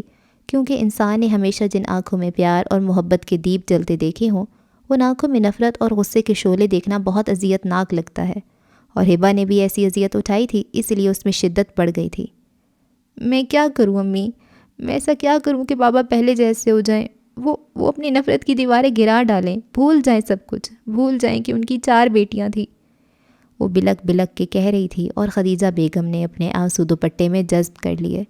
بے بسی کا وہ مقام تھا کہ وہ اس بیٹی کو بھی بددعا نہیں دے سکتی تھی جو اپنی بہنوں کی زندگی عذاب کر گئی تھی، اور نہ ہی شوہر سے کچھ کہہ سکتی تھی جن کا اعتماد کرچی کرچی ہوا تھا۔ اور اس سارے قصے میں عذاب تو ہبا، رابعہ اور ہانیہ جھیل رہی تھیں، جن کو روز زہر میں بچھے تیر کھانے پڑتے تھے۔ عذاب تو ان کی ممتا جھیل رہی تھی، جس کا بیٹا 1 سال سے گھر نہیں آیا تھا، پھر بھی صبر کیے بیٹھی تھیں اور رب تعالیٰ سے بھلائی اور بہتری کی دعا کر رہی تھیں۔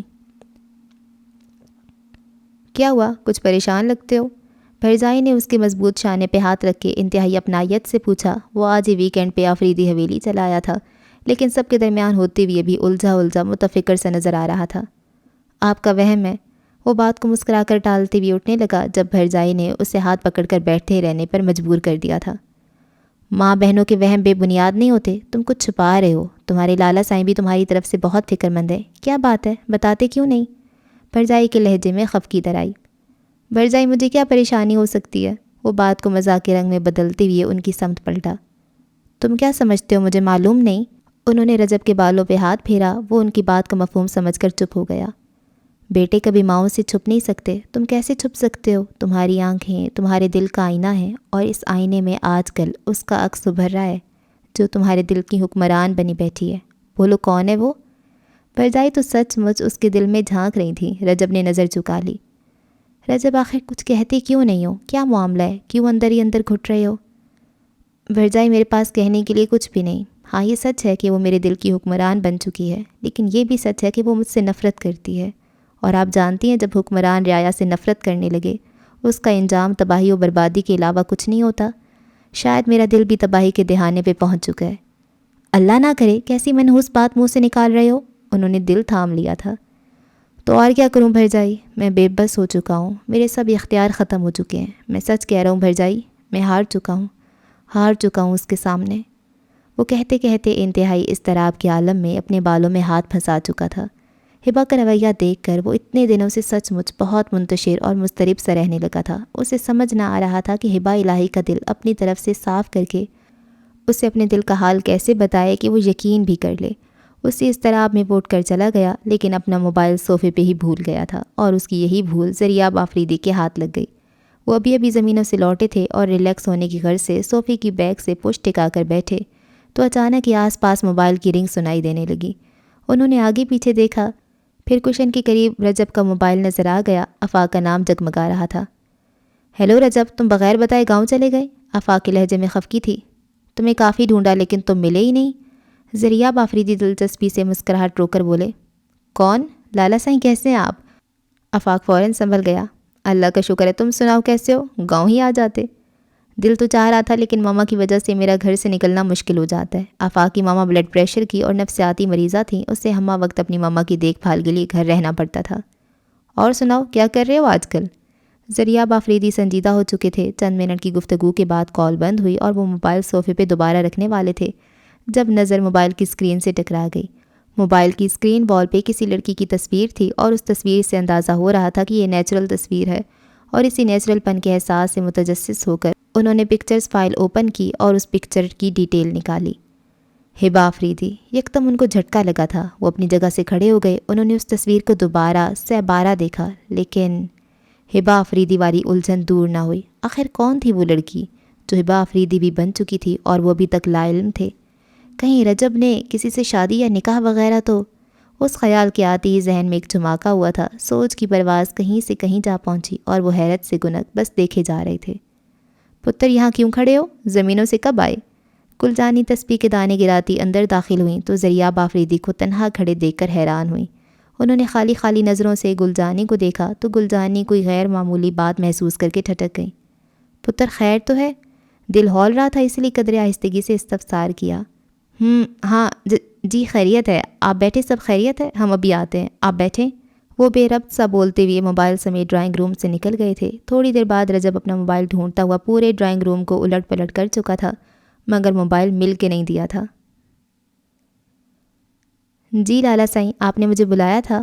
وہ گہری سوچ میں گم بے چینی سے ٹہل رہے تھے جب آفاق بدر کی آواز سن کر سوچ سے دامن چھڑا کر ہوش کی دنیا میں لوٹ آئے۔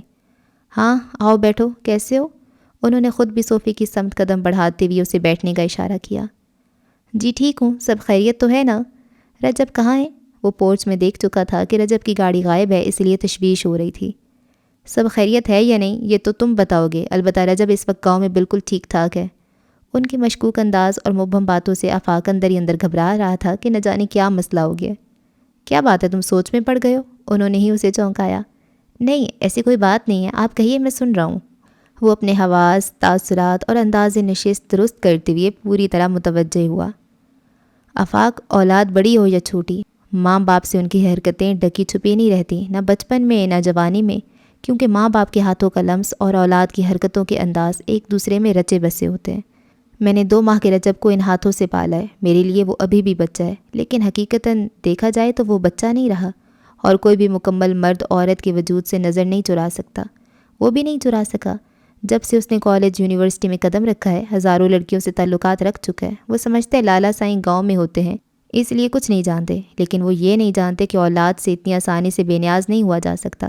مجھے معلوم تھا کہ وہ محض دل لگی کرتا ہے، اس لیے کبھی ڈانٹ ڈپٹ کے اسے پریشان کرنے کی کوشش نہیں کی، لیکن اب معاملہ سنجیدہ ہے، اس لیے ہم چپ نہیں رہ سکتے اور چاہتے ہیں کہ اس سے باز برس کرنے سے پہلے تم سے جان لیں کہ سارا چکر کیا ہے اور یہ ہبہ نامی لڑکی کون ہے۔ انتہائی تحمل آمیز انداز میں بات کرتے کرتے جب انہوں نے سوال کیا تو آفاق بری طرح گڑبڑا گیا۔ ہبہ؟ کس ہبہ کی بات کر رہے ہیں آپ؟ تم کس ہبہ کو جانتے ہو؟ نہیں لالا سائی، میں کسی ہبہ کو نہیں جانتا۔ آفاق کو معاملہ زیادہ سنگین محسوس ہوا تو بات سے انکاری ہو گیا۔ دیکھو آفاق، تم ہمارے لیے رجب جیسے ہو، ہم نے کبھی بھی تمہیں اس کا دوست نہیں سمجھا، اس لیے امید ہے کہ تم غلط بیانی سے کام لے کر کچھ چھپانے کی کوشش نہیں کرو گے۔ سچ سچ بتاؤ، ہبہ کون ہے؟ وہ ہبہ جس کو اس نے ہبہ آفریدی بنا لیا۔ کیا ہبہ آفریدی؟ آفاق اچھل پڑا۔ کیا اب بھی انکار کرو گے؟ انہوں نے موبائل آن کر کے آفاق کے سامنے کیا تو آفاق ہبہ الہی کی تصویر دیکھ کر نظر چرا گیا۔ یہ اس کے چہرے کا سائیڈ پوز تھا، چہرہ واضح نہیں تھا، اور نہ جانے اس نے یہ تصویر کیسے اور کب لی تھی، لیکن جب بھی لی تھی اسے اندازہ تھا کہ بہت مشکل سے لی ہوگی۔ بولو آفاق، ہم سے کچھ بھی چھپانے کی ضرورت نہیں ہے، جو بھی بات ہے صاف صاف بتاؤ۔ ہم آج شہر اسی لیے آئے ہیں کہ بات کی اصلیت معلوم ہو سکے۔ آفاق کو علم ہو چکا تھا کہ اب کچھ بھی چھپانا بے سود ہے، اس لیے آہستہ آہستہ سب کچھ بتاتا چلا گیا اور وہ پوری توجہ سے سنتے رہے۔ وہ لڑکی ہے کون؟ اس کا بیک گراؤنڈ کیا ہے؟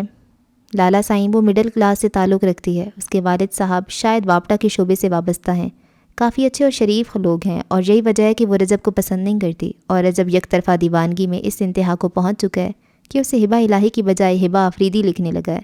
یہ جو آپ دیکھ رہے ہیں یہ بھی اس کی دیوانگی کی ایک جھلک ہے، ورنہ دوسری طرف ایسا کوئی بھی جذبہ دور دور تک دکھائی نہیں دیتا۔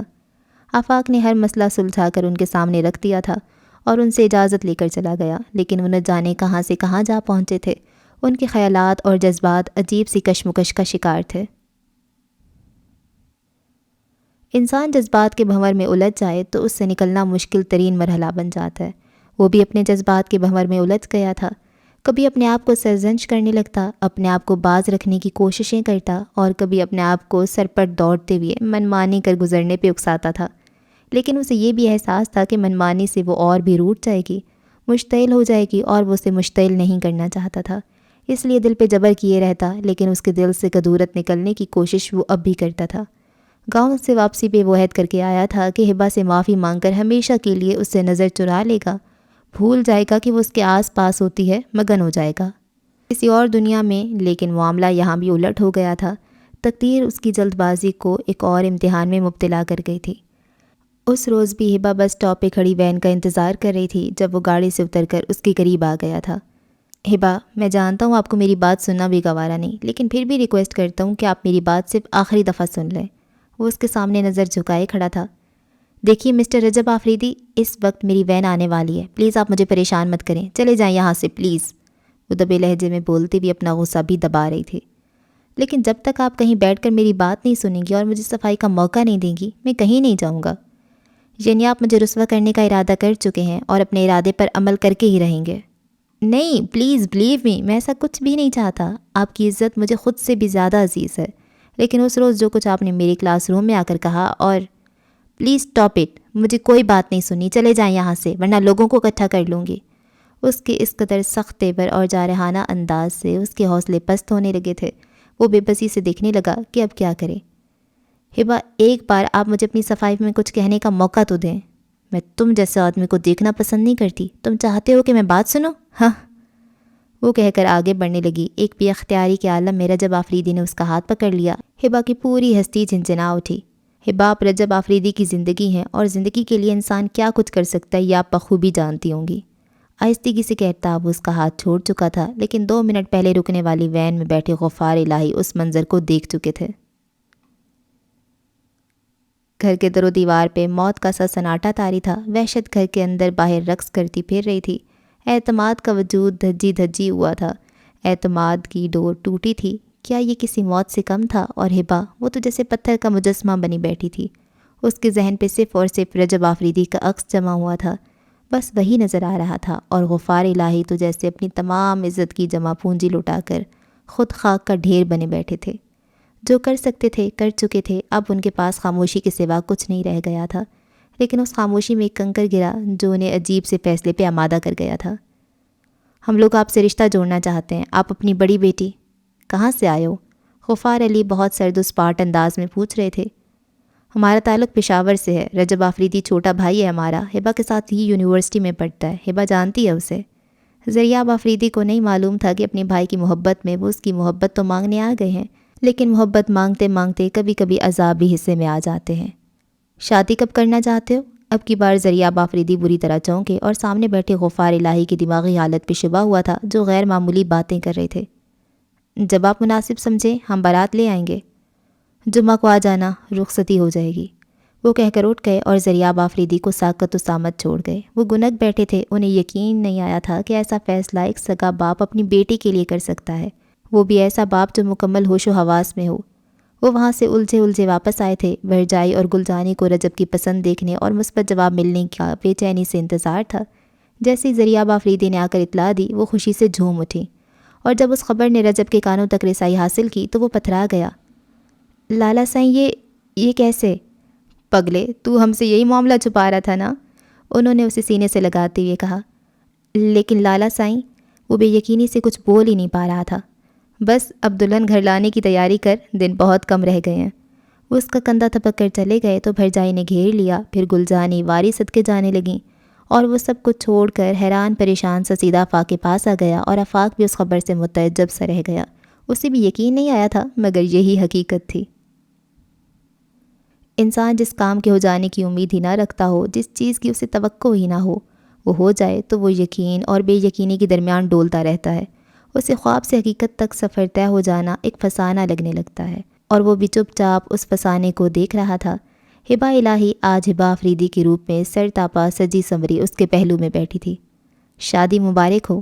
عروج اور فرحات کاشمیری بیک وقت مبارکباد دے کر پھول اور گفٹ دے رہے تھے۔ یار تیری محبت سچی تھی، تو جیت گیا، اللہ ایسا مقدر ہر کسی کا لکھے۔ تھوڑی دیر بعد فرحات نے رجب سے سرگوشی کی اور رشک کا اظہار کیا تھا۔ رجب اپنی جیت پہ خود مشکوک تھا، کسی کے رشک پہ فخر کیسے محسوس کرتا؟ اس کی بات سن کر خاموش ہی رہا۔ شادی کافی دھوم دھام سے اپنے انجام کو پہنچی، لیکن رخصتی کے وقت روتے روتے اچانک ہبا کے آنسو تھم جانا خدیجہ بیگم کا دل چیر گئے تھے۔ رابعہ اور ہانیہ بھی اس سے لپٹ کر بے تحاشا روئی تھیں، مگر وہ خاموشی سے آگے بڑھتی چلی گئی۔ اب اس کی دائیں بائیں رجب آفریدی کی بھرجائی اور کزنز تھیں۔ میں بہت برا تھا ہبا، بہت زیادہ برا تھا، لیکن محبت برے انسان کے من میں سما جائے تو تن کی تمام برائیاں بھی نکال کر پھینک دیتی ہے، من کے ساتھ ساتھ تن بھی معطر اور پاکیزہ کر دیتی ہے۔ تمہاری محبت میرے من میں اتری تو میں تن کی تمام بری خواہشات سے نکل آیا۔ میں جو ہمیشہ حسن کو چھو کر محسوس کرنے کا قائل تھا، تمہاری پاکیزہ خوبصورتی کو دور سے دیکھ کر دل کو سیراب ہوتا محسوس کرنے لگا تھا۔ شاید یہی پاکیزگی تمہاری انفرادیت تھی کہ میں سب کچھ چھوڑ چھاڑ کے تمہاری طرف جھکنے لگا، لیکن شاید میرا دل میری آنکھوں میں بس چکا تھا، جس کی وجہ سے میرے جذبات کی تشہیر ہو گئی اور معاملہ تم تک پہنچ گیا۔ اچھے لفظوں میں، اچھے انداز میں پہنچتا تو مجھے خوشی بھی ہوتی، لیکن غلط انداز اور غلط لفظوں نے میرے جذبات کی خوبصورتی مجروح کر ڈالی۔ اس کے دونوں ہاتھ تھامے وہ آہستگی سے کہتا، اطمینان، سکون، سرشاری اور چاہت کی وادی میں گم بے پناہ خوش تھا۔ ہبا کا پرسوز حسن اس وقت دلہناپے کے سنگھار سے مزید دعاتشا ہو رہا تھا۔ وہ اسے بار بار یوں دیکھ رہا تھا جیسے ابھی ابھی خواب ٹوٹے گا اور منظر بدل جائے گا، اور وہ پہلے کی طرح یونیورسٹی کے گیٹ سے بس سٹاپ تک اس کے پیچھے پیچھے جا رہا ہوگا، اور وہ اپنا غصہ اس پہ اتار کر چلی جائے گی۔ کیا بات ہے، تھک گئی ہو؟ اتنی نرمی سے تو آج تک وہ کسی سے مخاطب نہیں ہوا تھا، نہ جانے اس کے معاملے میں دل اتنا نرم کیوں ہو جاتا تھا۔ وہ نفی میں گردن ہلا کر رجب آفریدی کے ہاتھوں کو دیکھنے لگی، جن میں اس کے اپنے ہاتھ دبے تھے۔ کھانا منگواؤں؟ اس نے دوبارہ پوچھا تو دوبارہ انکار میں جواب ملا تھا۔ اداس ہو گھر والوں کے لیے؟ نہیں۔ نیند آ رہی ہے؟ نہیں۔ میں ڈسٹرب کر رہا ہوں؟ نہیں۔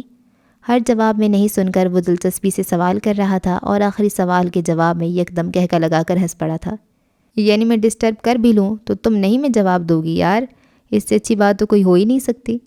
وہ شرارت سے پوچھتا اس کی چوڑیوں کو چھیڑنے لگا۔ اپنی خوشی اور سرشاری میں اس نے ہبا کے تاثرات ابھی تک نوٹ نہیں کیے تھے۔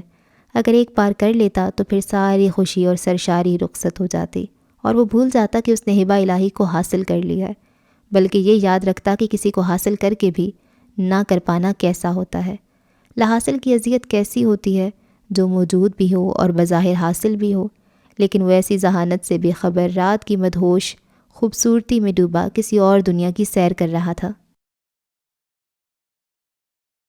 میرا نیک صبح بھر جائے دروازے کی چوکھٹ میں کھڑی اپنے رسم و رواج کے مطابق نیک مانگ رہی تھی اور وہ انہیں ٹالنے کی کوشش کر رہا تھا۔ کیا ہوا بھر جائے، کیا ملا نیک میں؟ رجب کی پھوپھی زاد لالا رخ بھی قریب چلی آئی۔ ابھی اس کی نیند پیچھا نہیں چھوڑ رہی، نیک کیا دے گا بھلا؟ بھر جائے نے اسے خفگی سے گھورا۔ بھر جائے پلیز دوپہر میں دے دوں گا، ابھی مجھے کچھ خبر نہیں میرا والیٹ کہاں رکھا ہے اور اگر رکھا ہے تو اس میں کیش بھی ہے یا نہیں۔ اس نے بھر جائے سے بھی زیادہ خفگی ظاہر کی۔ ٹھیک ہے مت تو پھر پورے 7 روز کے لیے اپنی دلہن کو بھول جانا، وہ کہہ کر مڑ گئیں اور چند سیکنڈ بعد جب اسے بھر جائے کی دھمکی سمجھ آئی تو بوکھلا کر ان کے پیچھے لپکا۔ بھر جائے ارے رکے نا، بھر جائے کیسا ظلم کرنے چلی ہیں؟ اس نے بھر جائے کو کندھوں سے تھام لیا۔ مطلب کی بات کہو ہمیں، اور بھی بہت سے کام ہیں، وہ اجنبیت دکھا رہی تھیں۔ پیاری بھر جائی آپ رکیں، آپ کا نیک ابھی لے کر آتا ہوں۔ وہ انہیں وہیں کھڑا کر کے بیڈ روم میں چلا گیا اور تھوڑی دیر بعد ایک ڈبہ ہاتھ میں لیا گیا۔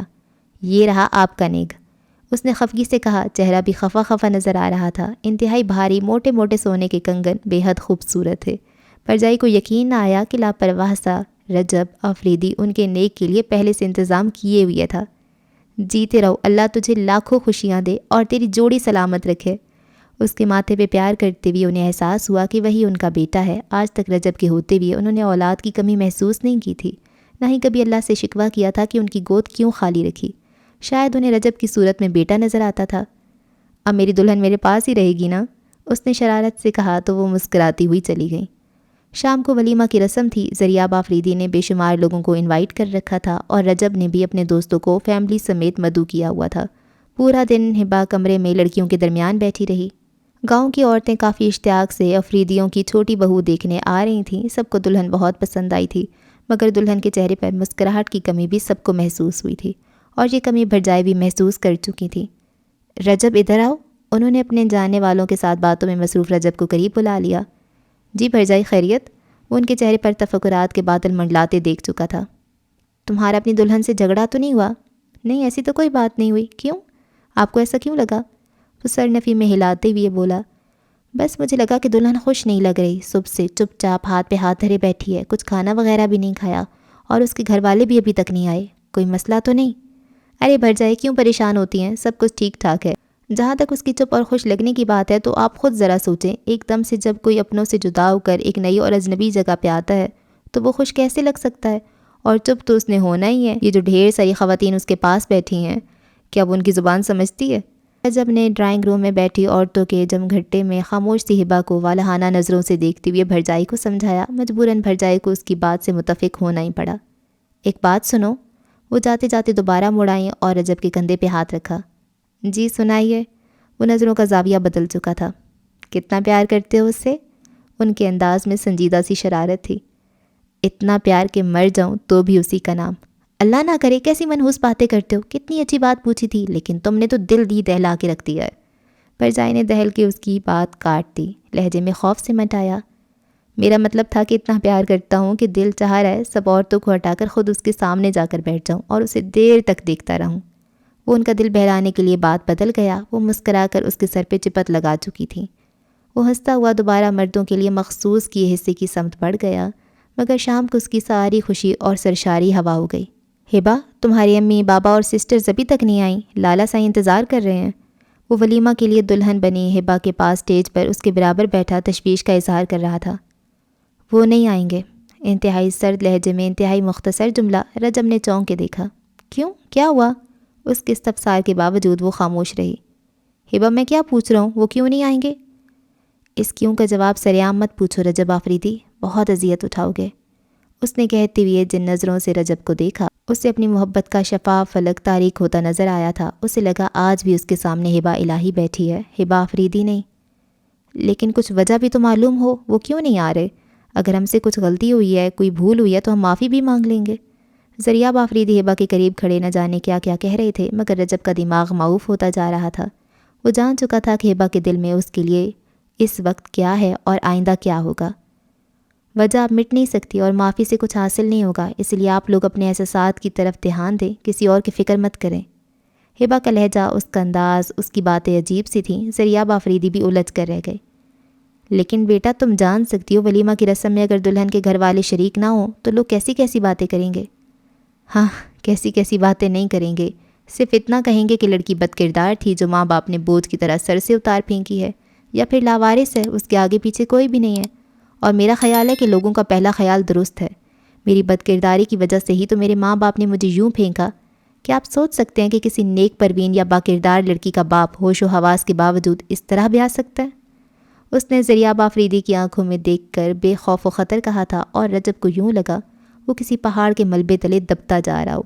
ہبا کی دماغی حالت کافی مشکوک نظر آ رہی تھی۔ رجب، ذریعہ آفریدی نے اس کا کندھا ہلایا۔ جی لالا سائیں، اس نے بے حد آہستگی سے پوچھا۔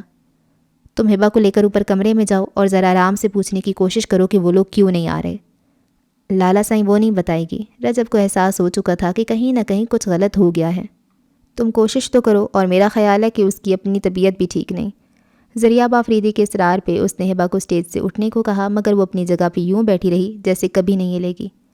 ہبا پلیز، ہم تھوڑی دیر تک واپس آ جائیں گے اور بیڈ روم تک ہی تو جانا ہے۔ رجب معاف ہوتے دماغ کے ساتھ نہ جانے کیسے اپنی بات مکمل کر رہا تھا۔ کیوں لے جانا چاہتے ہو مجھے؟ جو بھی کہنا ہے یہیں کہو، سب کے سامنے کہو۔ کیا چھپانے کی کوشش کرتے ہو؟ پہلے کچھ چھپایا جو آج چھپانے کی کوشش کر رہے ہو؟ بولو، کیوں لے جا رہے ہو مجھے؟ وہ یکدم چیخ اٹھی تھی اور پورے ہال میں یکدم سکوت چھا گیا۔ ذریعہ آفریدی، رجب آفریدی، بھرجائی، گلجانی، آفاق، فرحاد، مدثر اور مہمانوں کے علاوہ رجب کے خاندان والے بھی بھونچکا کر رہ گئے تھے۔ دلہن بنی ہبا آفریدی شدید غم و غصے کی کیفیت میں گھری ذہنی توازن کھو چکی تھی۔ وہ رجب کو قہر بار نگاہوں سے دیکھ رہی تھی۔ پلیز ہبا، یوں لوگوں میں تماشا مت۔ تماشا؟ تمہارا تماشا کیا بنے گا رجب آفریدی؟ تماشا تو میرا بنا تھا سڑک کنارے، میرا تماشا تم نے تو لگایا تھا۔ کیا بھول چکے ہو؟ تم تماشا لگا کر بھول چکے ہو، لیکن میں نہیں بھولی رجب آفریدی۔ میں اپنا تماشا نہیں بھولی، میں اپنی بدکرداری نہیں بھولی۔ میں بدکردار ہوں، میں بدچلن ہوں۔ شادی سے پہلے ہی تمہارے ساتھ رنگ رلیاں منا چکی ہوں، گل چھرے اڑاتی رہی ہوں، اور بھلا کیا باقی ہے؟ وہ اپنے حواسوں میں نہیں تھی اور وہاں موجود لوگ دم بخود اسے دیکھ اور سن رہے تھے۔ رجب خاک کا ڈھیر بن چکا تھا۔ ذریعہ آفریدی خود ساکت کھڑے تھے۔ ہبا، یہ کیا کہہ رہی ہو؟ دیکھو اس طرح کتنی انسلٹ۔ Shut up! تم کون ہوتی ہو میرے معاملے میں بولنے والی؟ دفع ہو جاؤ۔ اس نے عروج کا ہاتھ نفرت اور حقارت سے جھٹک دیا تھا۔ تذلیل اور حدت کے احساس سے عروج کا چہرہ سرخ پڑ گیا۔ فرحاد بھی شرمندہ ہو چکا تھا، لیکن شرمندگی کی گہری دلدل میں تو رجب آفریدی تھا، جس کی عزت کے آج ہبا الہی نے سر عام پر خدشے اڑا دیے تھے۔ آفریدی حویلی پہ 2 روز سے سناٹا چھایا ہوا تھا۔ گھر میں چہل پہل بھی برائے نام تھی۔ رجب 2 دن سے اپنے بیڈ روم میں نہیں گیا تھا۔ بھرجائی، گلجانی اور ذریعہ آفریدی اپنی اپنی جگہ پہ پریشان اور سوچوں میں گم تھے، اور ہبا 2 روز سے بیڈ روم میں تھی۔ گلجانی نے رجب کو خاموش بیٹھے دیکھا تو بات کرنے کی ہمت کر ہی لی۔ پتر، یوں چپ چاپ ہاتھ پہ ہاتھ دھرنے سے کچھ نہیں ہوگا۔ تمہیں آرام سکون سے اس کے پاس بیٹھ کر سمجھا بجھا کے پوچھنا چاہیے کہ ایسا کیوں ہوا۔ اگر وہ پھر بھی نہ بتائے تو بھول جاؤ اس بات کو، اور اپنی آگے کی زندگی کے لیے سمجھداری سے قدم بڑھاؤ۔ ہو سکتا ہے اس روز پریشانی اور غصے میں وہ اپنا اختیار کھو بیٹھی ہو اور اب اپنے کیے پہ نادم ہو۔ تمہیں اس کی کیفیت جاننے کی کوشش کرنی چاہیے۔ ویسے بھی وہ اس گھر میں بالکل اجنبی ہے، اکیلی بیٹھی رہی تو برے خیالات کا شکار ہوگی۔ اسے تنہا مت چھوڑو، اپنا ساتھ دو۔ شاباش، اپنے کمرے میں جاؤ۔ انہوں نے اچھی خاصی تمہید کے بعد اسی اوپر کمرے میں جانے کے لیے کہا۔ اگرچہ اسے دیکھنے کے لیے اس کا اپنا دل بےتاب ہو رہا تھا، لیکن پھر بھی اوپر جاتے بھی عجیب سا لگ رہا تھا۔ دیکھو بیٹا، وہ اس گھر میں تیرے لیے آئی ہے اور تو ہی اس طرح اسے چھوڑ بیٹھا ہے تو اس کا کیا بنے گا؟ گلجانی بہت نرمی اور ملائمت سے سمجھاتی تھی۔ ان کی بات جلدی سمجھ میں آ جاتی تھی۔ میں کب اسے چھوڑ بیٹھا ہوں گلجانی؟ میں اسے مر کر بھی نہیں چھوڑ سکتا۔ میں اسے چھوڑ کے خاک ہو جاؤں گا، اس لیے اس کو چھوڑ نہیں سکتا۔ رجب آفریدی کی شدت اور دیوانگی ہنوز تھی۔ اندر داخل ہوتے ذریعہ آفریدی نے اس کی پوری بات مکمل توجہ سے سنی تھی۔ تمہیں کون کہتا ہے کہ اسے چھوڑو میری جان؟ وہ تو ہمارے شہزادے کی پسند ہے، اس کی خوشی ہے ہمارے ساتھ، جیسے چاہے سلوک کرے، ہمیں پرواہ نہیں۔ اتنے سال تم نے عیش کیے، منمانی کی، اب وہ کر لے گی تو کون سا قیامت آ جائے گی؟ ان کا لہجہ اور انداز بشاشت لیے ہوئے تھا۔ رجب نے حیرانگی سے انہیں دیکھا۔ ارے پگلے، تو ضدی تھا تو تیری گھر والے بھی تو ضدی ہونی چاہیے تھی نا۔ انہوں نے رجب کو چھیڑا تو تھوڑی دیر بعد بھر جائے بھی ماحول کو خوشگوار بنانے کے لیے شریک ہو چکی تھیں، اور پھر انہوں نے زبردستی رجب کو کمرے میں بھیجا کہ ہبا کو ساتھ لے کر آئے اور اگر وہ چاہے تو اکٹھے کھانا کھائیں گے۔ رجب آ تو گیا مگر اندر قدم رکھنے کے لیے خود کو تیار نہیں کر پا رہا تھا، لیکن آخر کب تک؟ دروازے پہ ہلکے سے دستک دے کر وہ اندر داخل ہوا۔ وہ پورے کمرے میں اندھیرا کیے صوفے پہ پاؤں چڑھائے دونوں گھٹنوں کے گرد بازو لپیٹے بیٹھی تھی۔ رجب نے آگے بڑھ کے تمام لائٹس آن کر ڈالیں اور قدم صوفے کی سمت بڑھا دیے۔ وہ قدموں کی چاپ اور کمرے میں پھیلتی روشنی محسوس کر کے بھی خاموشی رہی اور بدستور ایک ہی انداز میں بیٹھی رہی۔ ہبا، اس نے ہبا کے بالوں میں نرمی سے انگلیاں پھنسا کر آہستگی سے اسے پکارا۔ وہ اس کے بےحد قریب بیٹھا تھا۔ دیکھو ہبا، میں نہیں جانتا کہ یہ سب کیا ہوا ہے اور تم نے ایسا کیوں کیا، لیکن پھر بھی میں ابھی تک تم پہ غصہ نہیں کر سکا۔ حالانکہ جو کچھ ہوا وہ اتنی چھوٹی بات نہیں جو نظر انداز کر دی جائے، مگر نہ جانے کیا بات ہے تمہارے معاملے میں تمہارے سوا ہر چیز نظر انداز کرنے پہ مجبور ہو جاتا ہوں۔ مجھے تمہارے سامنے کوئی چیز بری نہیں لگتی، مجھے نہیں معلوم کہ ایسا کیوں ہے، لیکن اتنا جان گیا ہوں کہ میں اپنی پوری ہستی تمہارے سامنے ہار گیا ہوں، اور تم سے صرف اتنا کہنا چاہتا ہوں کہ ایک ہارے ہوئے انسان کے جذبات کو اتنا نہیں کچلنا چاہیے کہ وہ زندگی ہی ہار جائے۔ وہ اس کے بالوں کو انگلیوں سے سہلاتے ہوئے انتہائی آہستگی سے کہہ رہا تھا۔ ہبا کے وجود میں ہلکی سی بھی جنبش نہیں ہوئی تھی، اس کا انداز نشست ہنوز تھا۔ کیا بات ہے، ناراض ہو؟ اتنا کچھ ہو جانے کے بعد بھی وہ الٹا اسی کی ناراضگی کی فکر میں مبتلا تھا۔ ہبا نے آہستگی سے سر اٹھا کر اسے دیکھا، نظروں میں اسپاٹ احساس تھا اور برف جیسی سرد کیفیت تھی۔ ایک لمحے کے لیے رجب آفریدی کا دل ڈوب کے ابھرا تھا۔ رسوا ہونا کیسا لگتا ہے رجب آفریدی؟ اتنی چبھتی ہوئی بات وہ کتنے تحمل اور سکون سے پوچھ رہی تھی۔ میں پہلے ہی کہہ چکا ہوں کہ میں نے تم پہ کوئی اعتراض نہیں کیا، مجھے تم پہ کوئی بھی غصہ نہیں، شاید ایسا ہونا ہی تھا۔ رجب کا تحمل اور سکون بھی انتہا کا تھا۔ لگتا ہے تمہارے سینے میں احساس کرنے والا دل نہیں، ورنہ تمہیں اپنے بھائی کی حالت ضرور محسوس ہوتی۔ ہبا کا لفظ سر تھا، ایک دم برف جیسا یخ اور بے حس۔ میرے سینے میں دل ہے، لیکن دل میں انا، ضد اور غصہ نہیں رہا، اور تمہاری محبت کا اعجاز ہے، اور جس کی محبت کا اتنا کرم ہو اس پہ انسان اپنی انا، اپنی ضد اور اپنا غصہ نہیں آزما سکتا۔ رہی بات میرے بھائی کی، تو تمہیں یہ بھی بتا دوں کہ میرے بھائی کے سینے میں مجھ سے بھی زیادہ بڑا دل ہے، اور اس دل میں محبت بھی بہت وسیع پیمانے پہ پھیلی ہے، اس لیے وہ ان چھوٹی چھوٹی باتوں پہ اپنے آپ کو پریشان نہیں کرتے۔ وہ اس وقت مجھ سے زیادہ فریش نظر آ رہے ہیں۔ اس کی بات سن کر ہبا کی رنگت غصے سے سرخ ہو گئی، وہ یکدم غصے سے پھٹ پڑی۔ ہاں، تم لوگوں کو کیا فرق پڑتا ہے؟ تم لوگوں کو فرق پڑ ہی نہیں سکتا۔ فرق تو غریب لوگوں کو پڑتا ہے، جن کی عزت بھی بہت غریب ہوتی ہے، سسک کے پروان چڑھتی ہے، لیکن تم جیسے گھٹیا امیرزادے اور جاگیردار اس عزت کو داؤ پہ لگانے کے لیے پہنچ جاتے ہیں۔ لیکن رجب آفریدی، اتنا یاد رکھو، میں ہبا الہی ہوں، غفار الہی کی بیٹی، اس غفار الہی کی بیٹی جس نے عزت کو ہمیشہ سینت کر رکھا، مگر تم جیسے لوگوں نے اس عزت کو محفوظ نہیں رہنے دیا، اور نہ ہی ایک بیٹی کو ایک باپ کی نظروں میں سرخرو ہونے دیا، پورا دامانی داغ کر دیا، کوئی گناہ نہ ہوتی ہوئی بھی گنہگار بنا دیا۔ رجب آفریدی، میں بدکردار ٹھہری ہوں تو صرف تمہاری وجہ سے، میں کبھی تمہیں معاف نہیں کروں گی۔ تم زندگی بھر سکھ کا سانس لینے کو ترسو گے، میری بہنیں عذاب سہیں گی تو تم بھی جہنم جیسی آگ میں تڑپو گے، میری ماں روئے گی تو تمہارے گھر والے بھی خون کے آنسو روئیں گے۔ رجب آفریدی، پچھتاؤ گے، تم نے بہت خسارے کا سودا کیا ہے، اور یہ خسارہ بھی ایسا ہے کہ زندگی بھر تاب نہیں لا سکو گے۔ تم نے اپنی ضد میں میرا یہ جسم تو حاصل کر لیا ہے نا، لیکن جسم کے اندر دھڑکتے دل اور روح کو کبھی حاصل نہیں کر سکو گے۔ تم کبھی بھی مجھے اپنا کر بھی اپنا نہیں بنا سکتے۔ تم ہبا الہی کو مار چکے ہو، تم نے دفن کر دیا ہبا الہی کی ذات کو۔ وہ رجب کا گریبان پکڑے ہذیانی انداز میں چلاتی ہوئی نہ جانے کیا کہے جا رہی تھی، اور رجب نہ سمجھی کے عالم میں حیرت زدہ بس اس کا یہ پاگل پن دیکھ رہا تھا، اور وہ جو منہ میں آ رہا تھا بولے جا رہی تھی۔ باقی افراد بھی شور سن چکے تھے اور اپنے اپنے مقام پہ چپ چاپ بے بس سے کھڑے تھے۔ میں نے محبت کر کے کوئی گناہ نہیں کیا تھا شہوار، جس کی وہ مجھے اتنی کڑی سزا دے رہی ہے۔ مجھے 2 سال ہو چکے ہیں، میں کبھی سکون کی نیند نہیں سو سکا۔ ان 2 سالوں میں نے اس برف کی مورت سے نہ جانے کتنی بار سر ٹکرایا ہے، لیکن وہ برف ایک بار بھی نہیں پگھلی۔ وہ خود تو پتھر تھی ہی، اپنے ساتھ مجھے بھی پتھر کا بنا رہی ہے۔ شہوار، پلیز مجھے بتاؤ، مجھے کس گناہ کی سزا ملی ہے؟ آج شادی کے 2 سال بعد اتفاقاً ایک ریسٹوران میں شہوار اور رجب آفریدی کا ٹکراؤ ہو گیا تھا، اور شہوار ہبا کے متعلق پوچھنے لگی تو رجب نے اسے تھوڑی دیر کے لیے روک لیا تھا، اور جب ساری تفصیل بیان کی تو شہوار حیرت سے گنگ دیکھتی رہ گئی، مگر رفتہ رفتہ ساری بات سمجھ میں آتی گئی۔ یہ سب ہبا کا قصور نہیں، نہ ہی آپ کا قصور ہے، بلکہ یہ سب کیا دھرا ہبا کی چھوٹی بہن ردا الہی کا ہے۔ ردا الہی؟ رجب کو حیرت کا جھٹکا لگا، وہ پہلی بار یہ نام سن رہا تھا۔ ہاں، ردا الہی ہبا سے تقریباً 1-1.5 سال ہی چھوٹی ہوگی۔ ہبا MBA کرنے کی غرض سے یونیورسٹی آ گئی تو ردا کو اکیلے کالج جوائن کرنا پڑا۔ وہ فرسٹ ایئر کی اسٹوڈنٹ تھی، لیکن غلط صحبت نے اسے غلط سمت چلنے پہ مجبور کر دیا۔ غفار انکل کو اپنی چاروں بیٹیوں سے بے پناہ محبت تھی۔ وہ انہیں اعلیٰ تعلیم دلوانا چاہتے تھے اور اس کے لیے دن رات محنت کرنے میں کوشاں رہتے تھے، اور کافی اصول پسند آدمی تھے۔ وہ اپنی کالج فیلو کو پسند کرنے لگی تھی اور اسے یہ بھی معلوم تھا کہ وہ کبھی بھی اپنی پسند سے شادی نہیں کر سکے گی، اس لیے ایک روز گھر چھوڑ کر اس لڑکی کے ساتھ بھاگ گئی جسے وہ پسند کرتی تھی۔ غفار انکل کو اپنی تربیت پہ اتنا مان تھا کہ جب وہ مان ٹوٹا تو وہ ہر احساس سے عاری ہو گئی۔ انہوں نے ہبا، رابعہ اور ہانیہ کو تختہ مشق بنا لیا۔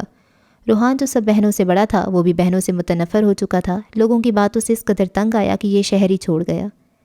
ہبا بہنوں میں سب سے بڑی تھی۔ اس نے اپنے آپ سے عہد کر رکھا تھا کہ وہ اپنے باپ کا کھویا ہوا اعتماد ضرور بحال کرے گی، لیکن ایک روز شاید بس اسٹاپ پہ غفار انکل نے ہبا کو آپ کے ساتھ کھڑے دیکھ لیا اور پھر رہی صحیح کسر وہاں پوری ہو گئی۔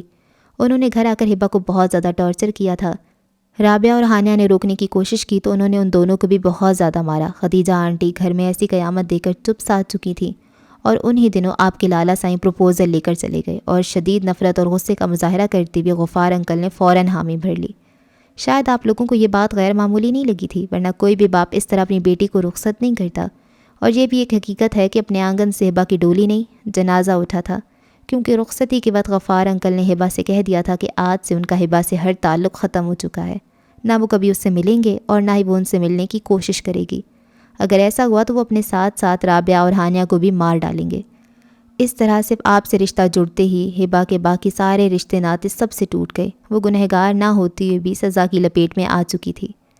شادی کے روز ہی اس کی سزا شروع ہو چکی تھی، مگر اس سے بھی زیادہ سزا رابعہ اور ہانیہ نے جھیلی ہے۔ چند روز قبل مجھے لاہور کے ایک میڈیکل سٹور پہ ختیجہ آنٹی ملی۔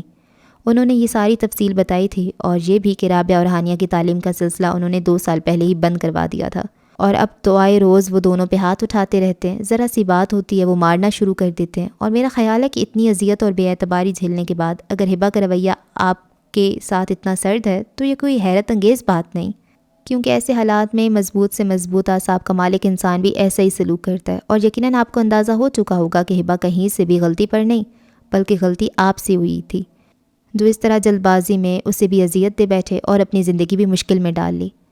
شہوار کی گفتگو سنتا وہ دم بخود بیٹھا، جیسے پتھر کا مجسمہ بن چکا تھا۔ اسے حیرت کا شدید ترین جھٹکا لگا تھا۔ ہبا کی بہن ردا الہی؟ اس کے ذہن میں دھماکے ہو رہے تھے، ہر چیز گڑمڑ ہوتی جا رہی تھی۔ ہاں، ردا ہبا سے چھوٹی بھی ہے، خوبصورت بھی۔ شاید اس کی یہی خوبصورتی اس کی سب سے بڑی خامی تھی کہ اپنے کردار کے ساتھ ساتھ ماں باپ اور بہن بھائی کے دامن بھی داغدار کر گئی۔ شہوار کا لہجہ افسوس لیے ہوئے تھا۔ تو مجھے شناخت کے طور پہ اس کی کوئی نشانی بتا سکتی ہو؟ رجب آفریدی کے دل و دماغ میں جھکڑ سے چل رہے تھے۔ وہ اتنا عرصہ اپنے آپ کو مظلوم سمجھتا رہا، فقط اپنی ذات کو ستم کا شکار سمجھتا رہا، حالانکہ ستم تو سب نے ہی سہا تھا۔ رابعہ نے، ہانیہ نے، غفار الہی اور خدیجہ بیگم نے، روحان الہی اور خود ہبا الہی نے بھی، اور شاید ان کا ستم رجب آفریدی سے بھی زیادہ سنگین تھا، کیونکہ وہ لوگ ایک دوسرے سے بچھڑ کر جدا ہو کر سزا کاٹ رہے تھے، اور سزا تو شاید ردا الہی بھی کاٹ رہی تھی۔ شہوار نے رجب کے شک کو یقین میں بدل دیا تھا، اور اس کے بعد زیادہ دیر اس سے وہاں بیٹھا نہ گیا۔ وہ فوراً کھڑا ہو گیا اور شہوار سے رابطہ کرنے کے لیے اس کا ایڈریس اور نمبر بھی لے لیا تھا۔ بہت جلد وہ وہاں سے رخصت ہو گیا۔ ارے آج کہاں سے رستہ بھول گئے؟ آفاق کی مما رجب کو دیکھتے ہی خوشگواری سے بولی۔ رجب ان سے مل کر متلاشی نگاہوں سے دیکھنے لگا۔ آفاق اوپر اپنے بیڈ روم میں ہے، وہیں جاؤ گے یا اسے بلاؤں؟ میں آفاق سے ملنے نہیں آیا، میں جبین سے ملنے آیا ہوں۔ اس کا انداز بہت نپا تلا تھا۔ انہوں نے چونک کر دیکھا، پھر سر جھٹک دیا۔ خیریت تو ہے؟ جی خیریت ہے، کہاں ہے وہ؟ اسے کہیں کہ رجب آفریدی ملنے آیا ہے۔ رجب کے لہجے میں نہ جانے کیسی چبھن تھی کہ آنٹی بار بار چونک کے دیکھ رہی تھیں اور اسی طرح الجھتی ہوئی ڈرائنگ روم سے نکل گئیں۔ السلام علیکم۔ تھوڑی دیر بعد وہ اس کے سامنے تھی۔ رجب نے نظر اٹھا کر اسے سر تاپا جن نظروں سے دیکھا۔ پہلی بار وہ اس کے سامنے گڑبڑا سی گئی تھی۔ آپ مجھ سے ملنے آئے تھے؟ اس نے خوش کونٹوں پہ بمشکل یہ فکر ادا کیا تھا۔ ہاں آؤ بیٹھو۔ اس نے گہری سانس خارج کرتے ہوئے اپنے سامنے والے صوفے کی سمت اشارہ کیا تھا۔ وہ مرے مرے قدم اٹھاتی کافی مشکل سے صوفے تک کا فاصلہ طے کر پائی تھی، کیونکہ رجب آفریدی کا اندازہ ہی خطرے کی گھنٹیاں بجانے کو کافی تھا۔ جی کہیے، میں سن رہی ہوں۔ تم جانتی ہو میری شادی کو کتنا عرصہ ہو چکا ہے؟ جی تقریباً 2 سال یا پھر اس سے چند ماہ زیادہ۔ لیکن تم یہ نہیں جانتی ہوگی کہ ان 2 سالوں میں میری بیوی میرے پاس ہو کر بھی میرے پاس نہیں رہی، وہ میرے پاس زندہ لاش کی طرح رہتی ہے۔ رجب کی بات پہ اس نے قدرے الجھن آمیز نظروں سے دیکھا، جیسے وہ اس کی بات سے پریشان ہو گئی ہو۔ اور زندہ لاش وہ اس لیے بن گئی کہ رخصتی کے وقت اس کے ماں باپ نے اس سے اپنے تمام رشتے اور رابطے توڑ لیے تھے، کیونکہ ان کی نظر میں وہ بد چلن اور بد کردار لڑکی تھی۔ لمحہ بھر کے لیے اس کی رنگت متغیر ہوئی۔ تم جانتی ہو بد کردار کو کوئی بد کردار کہہ دے تو اسے کتنا برا لگتا ہے، لیکن ایک با کردار کو جب کوئی بد کردار کہے تو وہ مر جاتا ہے۔ وہ بھی مر چکی ہے، اس سے بھی بد کرداری کا طعنہ ملا ہے، کیونکہ اس کی بہن گھر سے بھاگ گئی تھی۔ ایک لڑکے کے فریب میں آ کر وہ باپ اور بھائی کی عزت کو روند گئی، ساتھ میں اپنی بہنوں کی زندگی بھی۔ بربادی کا ماتم آج تک ہو رہا ہے اور نہ جانے کب تک ہوگا۔ رجب کہتے کہتے بپھرنے لگا تھا اور وہ متغیر ہوتی رنگت اور کانپتی ٹانگوں کے ساتھ بمشکل اپنے آپ کو سنبھالے ہوئے تھی۔ میں تم سے صرف اتنا پوچھنے آیا ہوں کہ تم بھی ایک لڑکی ہو، تم نے بھی زمانے کی ٹھوکریں کھائی ہیں۔ تم بتاؤ کہ سزا کا مستحق کون ہے؟ وہ لڑکی جو میری بیوی ہے یا پھر وہ لڑکی جو گھر سے بھاگ گئی؟ کیونکہ جو لڑکی میری بیوی ہے اس نے مجھے ستایا ہے، مجھے دن رات اذیت دی ہے، میرے گھر والوں کو ذہنی ٹارچر کیا ہے، میری محبت کی دھول اڑائی ہے، اپنے قدموں تلے روندا ہے میری محبت کو۔ لیکن دوسری لڑکی نے اپنے ماں باپ بھائی بہن کو ستایا ہے، ان کو اذیت دی ہے، ان کی عزت خاک میں ملائی ہے۔ اس نے محض ایک خواہش، ایک وقتی جذبات کے آگے اتنی محبتیں رون دی ہیں، یہاں تک کہ میری محبت بھی اسی کی وجہ سے عطاب کا شکار ہوئی ہے۔ اس نے بغور اپنے سامنے بیٹھی جبین نامی لڑکی کو دیکھا، جو یقیناً کسی بھنور میں چکرا رہی تھی۔ بولو نا جبین، کون سزا کا مستحق ہے، میری بیوی یا پھر میری بیوی کی بہن؟ وہ اسے بولنے پہ اکسا رہا تھا اور وہ اپنے ہونٹوں کی لرزش چھپا رہی تھی، اس کی حالت غیر ہو رہی تھی۔ آپ یہ سب مجھ سے کیوں پوچھ رہے ہیں؟ بالآخر اسے بولنا ہی پڑا، کیونکہ تم رضا الہی ہو اور ہبہ الہی کا شوہر ہونے کے ناطے میں تم سے اتنا پوچھنے کا حق تو رکھتا ہی ہوں کہ سزا کسے دوں، تمہیں یا پھر تمہاری بہن کو؟ وہ اس کی آنکھوں میں آنکھیں ڈال کے غصے سے دیکھتا بے حد غضبناک ہو رہا تھا، اور وہ دونوں ہاتھوں میں چہرہ چھپا کر پھوٹ پھوٹ کر رو پڑی۔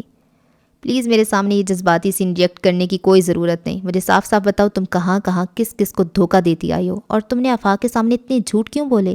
حالانکہ وہ تمہارا محسن تھا، تم اتنی بری حالت سے نکال کر یہاں لے آیا، رہنے کے لیے چھت ہی نہیں بلکہ عزت، احترام اور اعتماد بھی دیا، اور تم نے تو شاید ہر کسی کا اعتماد توڑنے کا عہد کر رکھا ہے۔ تمہیں کسی کی بھی پرواہ نہیں سوائے اپنے آپ کے۔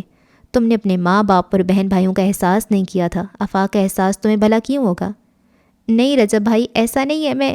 شٹ اپ، مجھے بھائی مت کہنا، میری بہن تم جیسی خود غرض نہیں ہو سکتی، بلکہ مجھے تو ندامت ہو رہی ہے کہ تم ہبہ جیسی لڑکی کی بہن ہو، وہ ہبہ جس نے اپنوں سے بچھڑنے اور باپ کا اعتماد مجروح ہونے کی پاداش میں آج تک ہر خوشی خود پہ حرام کر رکھی ہے، جس نے میری بے پناہ اور اندھی محبت کو ہمیشہ ٹھکرایا، ہمیشہ میرے دل کو پاش پاش کرتی رہی، صرف اس لیے کہ وہ تمہارے لگائی ہوئے داغ کو دھو نہیں سکی تھی، اور تم ایک فریب کے بعد دوسرا فریب دینے کے لیے تیار کھڑی ہو۔ پلیز اللہ کے لیے مجھے غلط مت سمجھیے، میں نے صرف اس لیے سچ نہیں بتایا تھا کہ کہیں آفاق مجھے پناہ دینے سے انکار ہی نہ ہو جائیں، اور میں سچ بتاتی بھی کیا کہ اپنوں کو ٹھکرا کر خود بھی اتنی بڑی ٹھوکر کھا چکی ہوں۔ تم قابل رحم نہیں ہو، کیونکہ تم جیسی لڑکیوں کے ساتھ ایسا ہی ہونا چاہیے، بلکہ ایسا ہی ہوتا ہے، تم جتنی بھی ٹھوکریں کھاؤ کم ہے۔ وہ اس وقت غصے میں صفاقی کی حد کو چھو رہا تھا، اس کا جی چاہ رہا تھا رضا الہی کا حلیہ بگاڑ کے رکھتے، اور وہ رجب آفریدی کی اس قدر نفرت اور شدید رد عمل دیکھ کر روئے جا رہی تھی۔ جب سے آفاق اسے اپنے گھر لے آیا تھا، ہمیشہ رجب آفریدی اور آفاق آفریدی نے اس کی بے پناہ عزت کی تھی، اسے ہمیشہ احترام سے مخاطب کیا تھا، اور آفاق کی ماما نے بھی اسے ماؤں کا سا پیار دیا تھا، لیکن آج یہ سبھی ختم ہو چکا تھا۔ آج احترام سے دیکھنے والی نظروں سے نفرت ٹپک رہی تھی۔ نفرت ہو رہی ہے اس دنیا سے کہ اس میں تم جیسی بیٹیاں اور تم جیسی بہنیں بھی ہیں، لیکن فخر ہو رہا ہے مجھے اس کائنات پہ جس میں ہبہ جیسی لڑکیاں بھی ہیں، جو کسی کی بے پناہ محبت کو اپنے ماں باپ کی عزت اور اعتماد پہ ترجیح نہیں دیتی، چاہے اس کے لیے ان کا اپنا سکھ اور آرام داؤ پہ لگ جائے۔ رجب کے لہجے میں ایک دم فخر کا احساس اتر آیا، اور ردا کے لیے آنکھوں میں ابھی بھی نفرت کا جذبہ ہنوز تھا۔ پلیز مجھ سے جو کچھ ہو چکا ہے مجھے… دیکھو میرے سامنے یہ آنسو اور معافی تلافی کا چکر مت چلاؤ، میں تم سے یہ کہنے آیا ہوں کہ آفاق کو اس بات کی خبر ہونے سے پہلے اپنا ٹھکانہ ڈھونڈ لو، میں نہیں چاہتا کہ وہ مزید تمہارے کسی فریب کا شکار ہو۔ رجب سختی سے کہتا ہوا پلٹا، لیکن آفاق کا دھواں دھواں چہرہ دیکھ کر اس کے قدم ساکت ہو گئے تھے، اور ردا بھی روتے روتے آفاق کو دیکھ کر یکدم پتھرا گئی۔ وہاں موجود تینوں نفوس اپنی اپنی جگہ پہ ساکت و صامت کھڑے تھے، کسی کے پاس بھی کہنے کے لیے کچھ نہ تھا، اور پھر سب سے پہلے وہاں سے رجب نے ہی قدم اٹھایا اور وہاں سے نکلتا چلا گیا۔ پیچھے آفاق اور جبین نامی ردا الہی میں کیا گفتگو اور بحث و تکرار ہوئی وہ نہیں جانتا تھا۔ اتنی تھکن اور ذہنی ٹینشن کے باوجود وہ گاؤں آنے کے لیے بالکل تیار تھا اور حویلی میں داخل ہوتے ہی اس نے پہلی بار ہبا کے متعلق پوچھا تھا، ورنہ ہمیشہ وہ اسے صرف نگاہوں سے تلاش کرتا تھا، کبھی منہ سے اس کے بارے میں استفسار نہیں کیا تھا۔ خیر تو ہے، آج کچھ زیادہ ہی دیوانے لگ رہے ہو، بھرجائی نے دلچسپی سے دیکھتے ہوئے چھیڑا۔ ہاں بھرجائی، آج میں سچ مچ اس کا دیوانہ ہو رہا ہوں، آج جی چاہ رہا ہے عقیدت سے جھک کر اسے سلام پیش کروں۔ رجب کا لہجہ سچ مچ عقیدت اور محبت سے بھیگ رہا تھا۔ کیوں جناب، آج اتنا پیار کیوں آ رہا ہے؟ اب کی بار تو بھرجائی کو مزید تجسس ہوا تھا۔ بھرجائی، پیار ہمیشہ پیاری چیز پہ ہی آتا ہے، اور آپ جانتی ہیں وہ مجھے شروع سے کتنی پیاری ہے، اور آج تو بس اضافی پیار امڑ رہا ہے۔ آج بہت عرصے بعد بھرجائی کو رجب کے لب و لہجے اور انداز و اعتبار میں خوشی کی رمق محسوس ہو رہی تھی، ورنہ ہمیشہ ہبا کی طرف سے دل برداشتہ ہو کر وہ کچھ کھویا کھویا نظر آتا تھا۔ ان 2 سالوں میں انہوں نے ایک بار بھی رجب کو خوش اور مطمئن نہیں دیکھا تھا، ہمیشہ بے سکون اور مضطرب سا دکھائی دیتا تھا۔ کاش کہ تمہیں اس پیار کے بدلے میں پیار ہی ملتا، بھرجائی کی منہ سے آہ نکلی اور رجب نے ان کو روک دیا۔ نہیں بھرجائی، مجھے پیار کے بدلے بہت کچھ ملا ہے۔ جب ایک مرد ایک عورت سے محبت کرتا ہے تو ضروری نہیں کہ وہ عورت بھی پیار کرے، یہ تو اپنی اپنی قسمت ہوتی ہے، اور میں بہت خوش قسمت ہوں کہ مجھے باکردار عورت ملی ہے۔ میں نے اس عورت سے محبت کی جو سچ مچ محبت کے قابل تھی۔ رجب کو آج ہبا کا ہر ستم بھی کرم لگ رہا تھا۔ وہ 2 سال کی اذیت بھول چکا تھا، اب وہ اس کی اذیت دور کرنا چاہتا تھا، وہ اسے اس کا مقام واپس دلانا چاہتا تھا۔ تم کیا کہنا چاہتے ہو؟ میں سمجھی نہیں، بھرجائی نے سنجیدگی سے پوچھا۔ رجب کے چہرے پر بھی سنجیدگی کا عکس لہرا رہا تھا۔ اس نے بھرجائی کے ہاتھ تھام لیے اور پھر انہیں تمام سچائی سے آگاہ کر دیا۔ بھرجائی، اب میں اسے صرف محبت نہیں کروں گا، بلکہ محبت کے ساتھ ہر وہ جتن کروں گا جس سے وہ خوش ہو سکے، کیونکہ محبت کبھی بھی جتن کیے بغیر مکمل نہیں ہوتی۔ شاید 2 سال بغیر جتن کیے گزارے ہیں، اس لیے کچھ بھی حاصل نہیں کر پایا۔ رجب کے کیے گئے انکشاف پہ بھرجائی حیرت سے پھٹی پھٹی آنکھوں سے دیکھ رہی تھیں۔ وہ 2 سال سے یہی سمجھ رہی تھیں کہ ہبا رجب کے علاوہ کسی اور کو پسند کرتی ہے، جبھی آج تک وہ اس کے ساتھ خوش نہیں رہ سکی، جبکہ رجب کو بھی خوش نہیں رہنے دیتی۔ بھرجائی، میرے لیے دعا کریں کہ میں ہبا کی خوشی ڈھونڈنے میں کامیاب ہو جاؤں۔ وہ دل کی گہرائیوں سے دعا گو تھا۔ بھرجائی اسے دیکھتی رہ گئی۔ وہ اٹھ کر اپنے کمرے میں جا چکا تھا۔ ہبا سو رہی تھی۔ وہ بنا آہٹ کے بیڈ کے قریب آیا اور جھک کر ہمیشہ کی طرح اس کے ماتھے پہ بوسہ دیا۔ ہمیشہ اس کے ماتھے پہ بوسہ دیتے ہوئے وہ ڈرتا تھا کہ کہیں اس کی نیند نہ ٹوٹ جائے، کیونکہ اگر اس کی نیند توڑنے کا ارتکاب کر بیٹھتا تو پھر یقیناً کوئی نئی سزا جاری ہو جاتی، اور وہ تو ابھی پہلی سزائیں بھگت رہا تھا، کسی نئی سزا کا یارہ نہیں تھا۔ اس لیے اکثر و بیشتر ایسے معاملوں میں احتیاط کرتا تھا۔ اس وقت بھی وہ اسے دل و نظر میں جذب کر رہا تھا اور یقیناً احساس تشکر سے مغلوب تھا۔ وہ اس کی بیوی ہے، اس بات پہ وہ جتنا بھی شکر ادا کرتا کم تھا۔ زریاب آفریدی کو اس کے ارادوں کا پتہ چلا تو انہوں نے بھی بھرپور ساتھ دینے کا وعدہ کیا تھا۔ وہ بھی ہبا کو خوش دیکھنا چاہتے تھے۔ ان کی حویلی بھی خوشیوں کے لیے ترس رہی تھی۔ گلزانی اور بھرجائی نے بھی اسے دعاؤں سے نوازا تھا اور وہ روانگی کی تیاری کر رہا تھا، لیکن ان 2 سال میں پہلی مرتبہ وہ اتنے دنوں کے لیے حویلی سے باہر جا رہا تھا، ورنہ 3-4 دن سے زیادہ وہ حویلی سے باہر نہیں رہ پاتا تھا۔ میرے ساتھ کراچی چلو گی؟ وہ پیکنگ کرتے کرتے اس کے قریب آ گیا۔ ہبا کا ہاتھ بالوں میں ہیئر برش پھیرتے ہوئے لمحہ بھر کے لیے رکا، پھر دوبارہ حرکت کرنے لگا۔ روحان سے ملو گی؟ اس دفعہ وہ پوری اس کی سمت گھوم گئی، آنکھوں میں حیرت تھی۔ ہاں ہبا، میں روحان سے ملنے جا رہا ہوں، میں اسے تمہارے پاس لے کر آؤں گا، پھر تم اپنے امی ابو سے ملنے جاؤ گی، رابعہ اور ہانیہ سے ملو گی، سب کچھ ٹھیک ہو جائے گا، سب کچھ ویسا ہوگا جیسا تم چاہتی ہو۔ رجب نے اس کے شانوں پہ ہاتھ رکھتے ہوئے کہا۔ پہلے تو چند سیکنڈ وہ اسے دیکھتی رہی، پھر یکدم کہکا لگا کر ہنسی اور ہنستی چلی گئی۔ تم روحان بھائی سے ملو گے، امی ابو سے ملواؤ گے، رابعہ اور ہانیہ سے بھی ملاقات ہوگی؟ امیزنگ! واؤ، کتنے خوش خیال ہو، کتنی اونچی اونچی خواب دیکھتے ہو۔ وہ اور زیادہ ہنسنے لگی۔ ہبا، میں ان خوابوں اور ان خیالوں کو سچ کرنے جا رہا ہوں۔ ہاں رجب آفریدی، یہ گڈے گڑیا کا کھیل نہیں ہے، تم مر بھی جاؤ تو ایسا کبھی نہیں ہو سکے گا۔ اپنے باپ اور بھائی کو میں جانتی ہوں، تم نہیں۔ اس کے لہجے سے نفرت جھلکنے لگی تھی۔ رجب پھر بھی مطمئن ہی تھا۔ اگر ایسا نہ ہوا تو میں سچ مچ مر جاؤں گا۔ ہبا، میری زندگی میں اگر تم کوئی خوشی نہ دیکھو یا میں تمہیں کوئی تحفہ نہ دے سکا تو اس زندگی کا کیا فائدہ؟ یعنی روحان بھائی نہ آ سکے تو تم مر جاؤ گے؟ وہ مذاق اڑا رہی تھی۔ رجب نے بغور اسے دیکھا اور گہری سانس کھینچی۔ ہاں، مر جاؤں گا۔ تو پھر میں دعا کرتی ہوں کہ روحان بھائی کبھی نہ آئیں۔ رجب نے چونک کے اس کی صورت دیکھی، جہاں نفرت کا جہان آباد تھا، جہاں حقارت کے سوا کچھ نہ تھا۔ وہ پلٹ کر بیڈ کی سمت جانے لگی۔ جب رجب نے یکدم ایک جھٹکے سے اسے اپنی سمت کھینچ لیا تھا، وہ بے ساختہ توازن کھونے کی وجہ سے اس کے سینے سے ٹکرائی تھی۔ تمہارے روحان بھائی بھی آئیں گے اور میں بھی مر جاؤں گا ہبا آفریدی، لیکن اتنا یاد رکھنا کہ مرنے کے بعد بھی رجب آفریدی کے دل میں تمہاری محبت رہے گی۔ گرفت میں جکڑے ہوئے وہ کافی شدت آمیز لہجے میں کہہ رہا تھا۔ آج پہلی بار ہبا کی کوئی بات اس کے دل پہ نقش ہوئی تھی۔ ہبا نے بے اختیار پلکیں اٹھا کر اسے دیکھا۔ آج سچ مچ وہ کسی چوٹ پہ بلبلایا ہوا لگ رہا تھا۔ اس کی آنکھوں میں تڑپ تھی، اس کا لمس بھی سلگ رہا تھا۔ وہ اس کے چہرے پہ اپنی آنکھوں کی تڑپ چھوڑ کے اپنا بیگ اٹھاتا کمرے سے نکل گیا تھا، اور ہبا کمرے کے بیچوں بیچ کھڑی سناٹے میں آ گئی تھی۔ وہ جا چکا تھا، لیکن چلے جانے کے بعد بھی بہت کچھ پیچھے چھوڑ گیا تھا۔ ہبا کی پوری ہستی ہل کے رہ گئی تھی۔ اس کا دل پہلی بار دھڑکا اور اپنی ہی دھڑکن سے سہم گیا تھا۔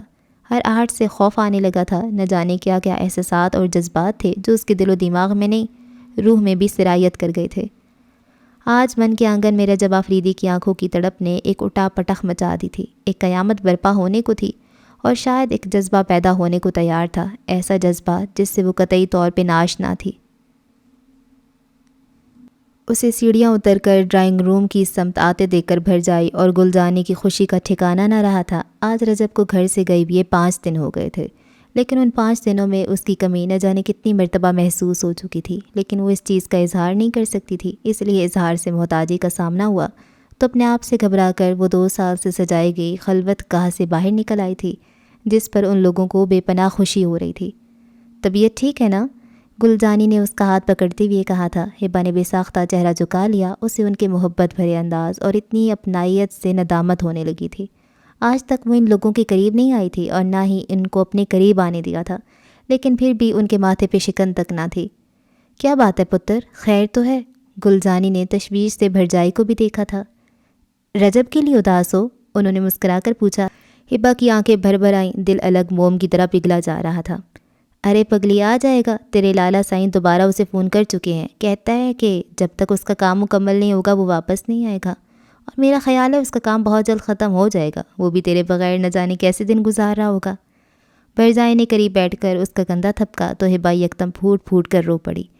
بے اختیار بھرجائی کی گود میں جھکی وہ ہچکیوں سے روتی جا رہی تھی۔ بھرجائی کو احساس ہو چکا تھا کہ کون سا جذبہ، کون سا احساس اسے رلا رہا ہے، اس لیے اسے رونے سے نہیں روکا۔ بہت دیر بعد جب وہ سنبھلی تو ذریعہ آفریدی بھی وہیں موجود تھے۔ مجھے معاف کر دے لالا سائیں، میں نے بہت غلطیاں کی ہیں، میں نے بہت اذیت دی ہے آپ لوگوں کو۔ اس نے آنسو پونچھتے ہوئے ان کے سامنے ہاتھ جوڑ دیے تھے۔ ذریعہ آفریدی نے شفقت سے مسکراتے ہوئے اس کے سر پہ ہاتھ رکھ دیا۔ بیٹیاں معافی مانگتی ہوئی اچھی نہیں لگتی، تم بھی ہماری بیٹی ہو، بس ہم چاہتے ہیں کہ تم دونوں خوش رہو۔ خان سائیں، آپ سے کوئی ملنے آیا ہے، ملازمہ نے اندر آ کر اطلاع دی۔ کون ہے؟ سائیں کراچی سے آئے ہیں، روحان الہی نام بتاتے ہیں۔ ایک دھماکہ ہوا تھا اور ہبا کی آنکھیں حیرت سے پھٹ گئیں۔ انہیں یہیں لے آؤ۔ ذریعہ آفریدی کے چہرے پر طمانینت کا احساس بکھر گیا تھا، اور ہبا رجب کے دیے گئے پے در پہ جھٹکوں سے پتھرائی آنکھوں سے دیکھتی بے یقینی سے بت بنی ہوئی تھی۔ تھوڑی دیر بعد روحان الہی ان سب کے سامنے تھا۔ سب مل کر وہ ہبا کی طرف متوجہ ہوا اور ابھی بھی پھٹی پھٹی آنکھوں سے دیکھ رہی تھی۔ ہبا، روحان نے اس کے سامنے 2 زانوں بیٹھتے ہوئے اس کے ہاتھ پکڑ لیے، اور پھر دونوں بہن بھائی اس قدر روئے کہ وہاں موجود ہر فرد کی آنکھیں بھیگ گئیں۔ میں اپنے کزن کی شادی اٹینڈ کرنے گیا ہوا تھا۔ میرج ہال میں کافی شور ہنگامہ اور گہما گہمی تھی، لیکن اس گہما گہمی میں مجھے صرف مما کی غیر موجودگی کا احساس ستا رہا تھا، اس لیے میں شادی کا فنکشن ختم ہونے سے پہلے ہی ہال سے باہر نکل آیا۔ مگر پارکنگ تک آ کر مجھے احساس ہوا کہ میں اتنی جلدی کیوں آ گیا ہوں، حالانکہ میری گاڑی کی اوٹ میں ایک لڑکی چھپنے کی کوشش کر رہی تھی۔ اس کے انداز و اعتبار کافی مشکوک تھے۔ وہ مجھے دیکھ کر خوف زدہ ہو چکی تھی۔ میں نے قریب جا کر اسے دیکھنے اور پہچاننے کی کوشش کی تو وہ یکدم ہٹی اور غیر متوازن ہوتے ہی زمین پہ گر گئی۔ میں چاہ کر بھی اسے گرنے سے بچا نہیں سکا تھا۔ 5 منٹ سوچنے اور سمجھنے کے بعد مجھے اندازہ ہوا کہ معاملہ سنگین بھی ہو سکتا ہے، اس لیے میں نے اسے ہوش میں لانے کی کوشش کی، مگر کامیاب نہیں ہو سکا۔ اسے ہسپتال لے کر جانا پڑا۔ ڈاکٹر نے بتایا کہ وہ لڑکی ذہنی دباؤ کا شکار ہے اور اس نے کئی دنوں سے کچھ نہیں کھایا، جس کی وجہ سے اتنی کمزوری اور نکاہت ہو رہی ہے۔ میں اسے ہسپتال میں ایڈمٹ کروا کے گھر آ گیا۔ صبح دوبارہ ملنے گیا تو وہ مکمل ہوش میں تھی۔ میں نے اس سے اس کے بیک گراؤنڈ پوچھا۔ پہلے تو وہ رونے لگی، پھر اس نے اپنی داستان سنائی کہ اس کی ستیلی ماں اسے کسی کے ہاتھوں بیچنا چاہتی تھی، جس پہ احتجاج کرنے سے اس کا یہ حال ہو گیا، لیکن وہ موقع ملتے ہی گھر سے بھاگ نکلی، مگر وہ لوگ اسے ابھی بھی ڈھونڈ رہے ہیں، اس لیے وہ چند دنوں کے لیے پناہ لینا چاہتی ہے۔ میں پہلی بار ایسی سچویشن سے دوچار ہوا تھا، اس لیے کچھ سمجھ نہیں پا رہا تھا، اس لیے میں نے یہ معاملہ اپنی مما اور رجب کے سامنے رکھ دیا۔ مما ہر وقت بیمار رہتی تھیں، ان کو بھی کسی کے سہارے کی ضرورت تھی۔ انہوں نے اس لڑکی سے ملنے کی خواہش ظاہر کی۔ رجب نے بھی اس لڑکی کو جانچنے کے بعد ہی کہا کہ کسی اچھے خاندان سے ہے، بس حالات کے چکر میں الجھ گئی ہے۔ اسے پناہ دینے سے کوئی نقصان تو نہیں ہوگا، اس لیے میں اس لڑکی کو جو بقول اس کے کافی مظلوم تھی اسے گھر لے آیا۔ میری ماما کی طبیعت کبھی کبھی کافی بہتر ہو جاتی ہے اور کبھی کبھی وہ اتنی بیمار ہو جاتی ہیں کہ ان کی زندگی کی امید ہی ختم ہو جاتی ہے، لیکن اس لڑکی کے آ جانے سے مجھے ماما کی طرف سے کافی اطمینان ہو گیا تھا، کیونکہ پہلے میں گھر سے باہر ہوتا تو مجھے ٹینشن رہتی، مگر اب ایسا نہیں تھا۔ اب وہ ماما کی کیئر کرنے لگی تھی۔ لیکن عجیب سی بات کہ رجب اسے جب بھی دیکھتا یہی کہتا کہ اس لڑکی کو کہیں دیکھا ہے، اور ایک روز اس نے اظہار کر ہی دیا کہ یہ جبین نامی لڑکی ہبہ الہی جیسی لگتی ہے۔ چند روز پہلے یہ گتھی سلجھی کہ وہ جبین نہیں ہے اور اس کی داستان بھی جھوٹی ہے، کیونکہ چند روز قبل شہوار رجب کو کسی ریسٹورانٹ میں ملی تھی۔ اس نے آپ کے متعلق ساری تفصیل بھی بتائی اور یہ بھی کہ غفار انکل آپ کی شادی کے دوسرے روز ہی لاہور چلے گئے تھے اور جانے سے پہلے وہ بیٹیوں سے کافی متنفر اور دل برداشتہ تھے۔ ایسا ہونا بھی چاہیے تھا، کیونکہ جو کچھ ردا نے کیا وہ برداشت کے قابل تو نہ تھا۔ ردا؟ آفاق کے منہ سے ردا کا نام سن کر ہبہ اور روحان دونوں ہی چونک گئے تھے۔ ہاں بھابھی، وہ جبین نام کی لڑکی در حقیقت ردا ہی ہے۔ رجب اس سے مل چکا ہے اور اب آپ کو اس سے ملوانا چاہتا ہے، لیکن ہم اس سے نہیں ملنا چاہتے۔ ہبہ کے انداز میں سختی تھی۔ بھابھی، جو کچھ ہو چکا ہے اس کو بھول جائیں، اس نے بھی کافی سزا پائی ہے۔ اس کا کلاس فیلو یا پھر وہ کالج فیلو جو بھی تھا، نکاح کرنے کے بعد 2 ماہ بعد ہی اسے طلاق دے کر چھوڑ گیا تھا، اور وہ اسی مقام پہ کھڑی تھی جہاں سے واپسی کا کوئی راستہ نہیں تھا۔ نہ جانے کہاں کہاں سے ٹھوکریں کھاتی وہ ایک عورتوں کے گینگ کے ہتھے چڑھ گئی۔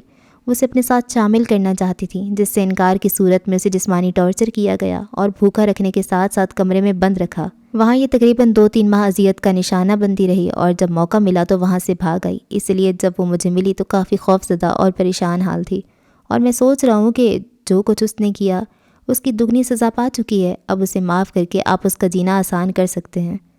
آفاق اتنے بڑے دھچکے کے بعد فوراً سنبھلنے کے قابل ہی نہیں رہا تھا۔ آخر کو وہ اسے پسند کرنے لگا تھا اور اسے اپنی زندگی کا ہم سفر بنانے کا فیصلہ بھی کر چکا تھا، اور اس فیصلے کے بعد اتنا بڑا انکشاف کسی دھچکے سے کم تو نہیں تھا۔ پھر بھی رجب کے سمجھانے اور ٹھنڈے دل سے سوچنے کے مشورے سے وہ ایک اور فیصلہ کرتے کرتے رک گیا تھا، اور آج رجب نے ہی اسے حویلی آنے کا کہا تھا جہاں روحان اور ہبہ موجود تھے۔ روحان کو آتے ہوئے آج دوسرا دن تھا اور کل وہ دونوں لاہور کے لیے روانہ ہو رہے تھے، اس لیے رجب چاہتا تھا کہ ہبہ اور روحان کے جانے سے پہلے ہی آفاق ان سے مل کر ردا کا معاملہ بھی ڈسکس کر لے۔ آپ ایسا کیوں چاہتے ہیں؟ ہبہ نے آفاق کو سر تاپا دیکھا اور آفاق کا سر مزید جھک گیا، اور ہبہ اس کے جھکے سر سے جواب پا چکی تھی۔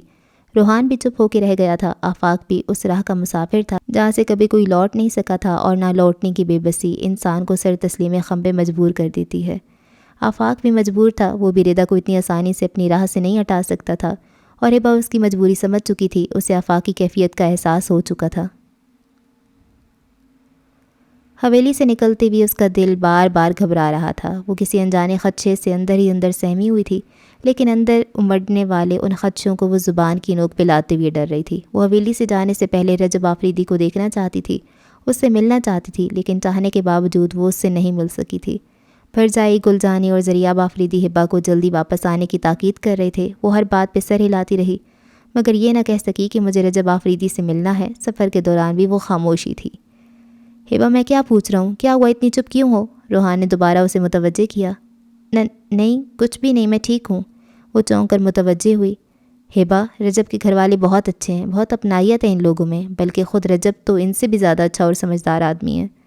روحان اس سے باتیں کرنا چاہتا تھا اور جواباً وہ ہاں میں جواب دیتی رہی تھی، لیکن لاہور پہنچ کر جب وہ روحان کے ساتھ گھر میں داخل ہوئی تو بے ساختہ ہی آنکھوں سے آنسو چھلک پڑے۔ سامنے خدیجہ بیگم، رابعہ اور ہانیہ کھڑی تھیں۔ وہ بھی ہبہ کو دیکھ کر لپک کے قریب آئیں، اور پھر ہبہ جو اتنے عرصے سے ایک پتھر کے مجسمے کی صورت میں جی رہی تھی، یوں تڑپ کر روئی، ہر آنکھ اشک بار ہو گئی۔ غفار الہی کے قدموں میں بیٹھ کر اس نے معافی مانگی، ایسے گناہ کی معافی جو اس نے کیا ہی نہیں تھا، اور غفار الہی بھی اپنی بے رحمی کے خول سے نکل کر رو پڑے تھے۔ آپی، یہ خط رجب بھائی دے کر گئے تھے، کہتے تھے کہ جب تمہاری آپی یہاں آ جائے تو یہ خط دے دینا۔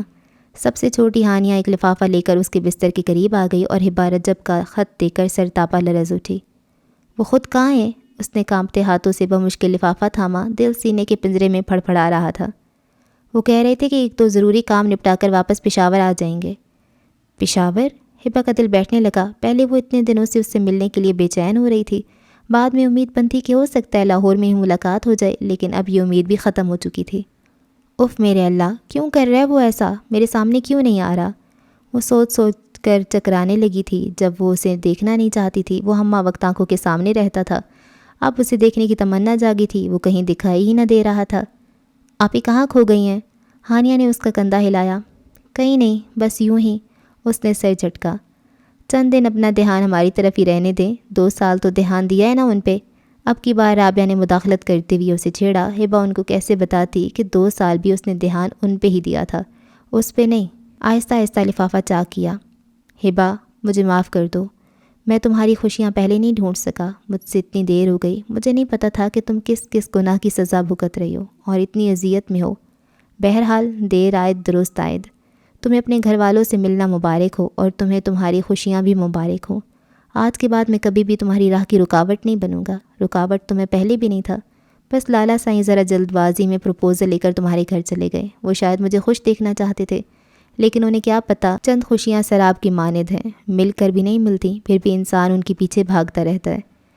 میں بھی 2 سال تمہارے پیچھے بھاگتا رہا اور تم مجھے مل کر بھی نہیں مل سکی۔ مجھے اس بات کا قطعی دکھ نہیں کہ تم مجھے نہیں ملی، کیونکہ مجھے اس وقت اس بات کی خوشی ہے کہ اتنا عرصہ جس چیز کے پیچھے تم بھاگی ہو تمہیں وہ مل گئی۔ عزت اور تمہارا کھویا ہوا مقام، تمہارا اعتماد، تمہارے اپنے، یہی تمہاری زندگی کا مقصد اور حاصل تھا جو پورا ہو چکے ہیں۔ میں جانتا ہوں تمہاری زندگی میں رجب آفریدی کے لیے کچھ بھی نہیں، ایک محبت بھری نگاہ بھی نہیں جس کے سہارے میں اپنی زندگی گزار سکوں، اور اگر تمہاری ایک نگاہ بھی میرے لیے نہیں ہو سکتی تو یہ زندگی بھی نہیں ہو سکتی۔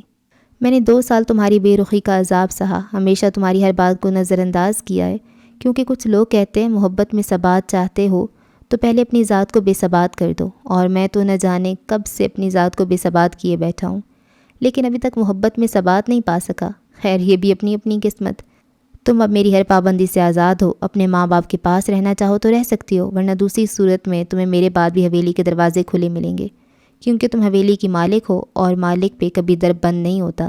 اس کے علاوہ جو محبت کرنے کی گستاخی کر چکا ہوں وہ معاف کر دینا، اس گستاخی کے ازالے کے طور پہ اپنا آپ ہمیشہ کے لیے ختم کر رہا ہوں، کیونکہ تمہارے روحان بھائی بھی آ چکے ہیں اور گھر والوں سے بھی مل چکی ہو، اس لیے اب مجھے بھی اپنا پورا وعدہ کرنا ہے۔ آخر کو تم نے کہا جو تھا کہ میں مر جاؤں سو مر جاتا ہوں۔ اللہ حافظ، تمہارا رجب۔ ہبا کی رنگت سفید لٹھے کی مانند ہو رہی تھی اور ہاتھوں میں پکڑا خط پنکھے کی ہوا سے پھڑپھڑا رہا تھا۔ رجب کا ایکسیڈنٹ اور اس کی موت کی خبر پورے علاقے میں آگ کی طرح پھیلی تھی۔ ہبا سکتے میں آ گئی تھی۔ ہبا کے گھر والے بھی اس سانے اس بے بھونچکا سے رہ گئے تھے۔ گلجانی اور بھرجائی کے ساتھ ساتھ ذریعہ بافندی بھی جیسے مر چکے تھے۔ گھر میں لوگوں کا تانتا بندھا ہوا تھا، ہر کوئی جوان مرگ پہ ماتم گناہ تھا، لیکن اتنے لوگوں میں صرف وہی تھی جو ساکت و سامت اور پتھرائی ہوئی بیٹھی تھی۔ رفتہ رفتہ گھر سے لوگوں کا ہجوم، اظہار تعزیت کے لیے بولے جانے والے جملے، غم زدہ دل سے امڑنے والے آنسو، سب کچھ ختم ہو گیا۔ حویلی میں سناٹا بولنے لگا، در و دیوار سے تنہائی لپٹ گئی، لیکن اس کا سکتہ نہیں ٹوٹ سکا تھا۔ روحان، غفار الہی، خدیجہ بیگم، رابعہ، ہانیہ، آفاق، گھر والے سبھی ہار گئے کہ ہبا کچھ بولے، مگر وہ جیسے زبان سے محروم ہو چکی تھی، اس کی قوت گواہی سلب ہو چکی تھی، وہ بولنے کے ساتھ ساتھ محسوس کرنے کی حس بھی جیسے کھو چکی تھی۔ آخر کار بھرجائی نے اس کی ذمہ داری اٹھا لی اور ہبا کے گھر والوں کو واپس جانے سے پہلے مطمئن رہنے کی تاکید کی تھی۔ وہ لوگ چلے گئے تو سب کی توجہ کا مرکز ہبا کی ذات بن گئی، لیکن ہبا خود نہ جانے کس اذیت میں جل رہی تھی، اس کا کسی کو کوئی اندازہ نہیں تھا۔ بیڈ روم میں ہوتی تو خالی کمرہ کاٹ کھانے کو دوڑتا تھا، بیڈ کا ایک حصہ خالی اور بے شکن بستر دیکھ کر اسے وحشت ہونے لگتی تھی۔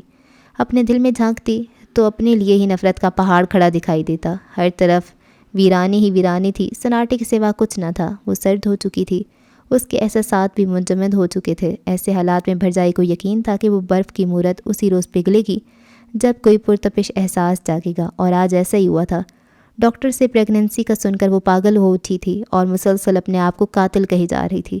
اس کی زبان پہ ایک ہی رٹ تھی کہ میں قاتل ہوں، میں نے قتل کیا ہے، میں نے اسے مارا ہے، اب اس خوشخبری کی کسے ضرورت؟ اب اس خبر سے کیا حاصل؟ جب اس خوشخبری کا انتظار کرنے والا نہیں رہا تو اس خوشخبری کا فائدہ ہی کیا تھا؟ 2 سال وہ اس خبر کا منتظر رہا تھا، لیکن یہ خبر ملی کب؟ جب وہ خود نہیں تھا۔ وہ بھرجائی کے ہاتھوں سے نکلی جا رہی تھی اور بھرجائی اسے سنبھالنے میں ناکام ہو رہی تھی۔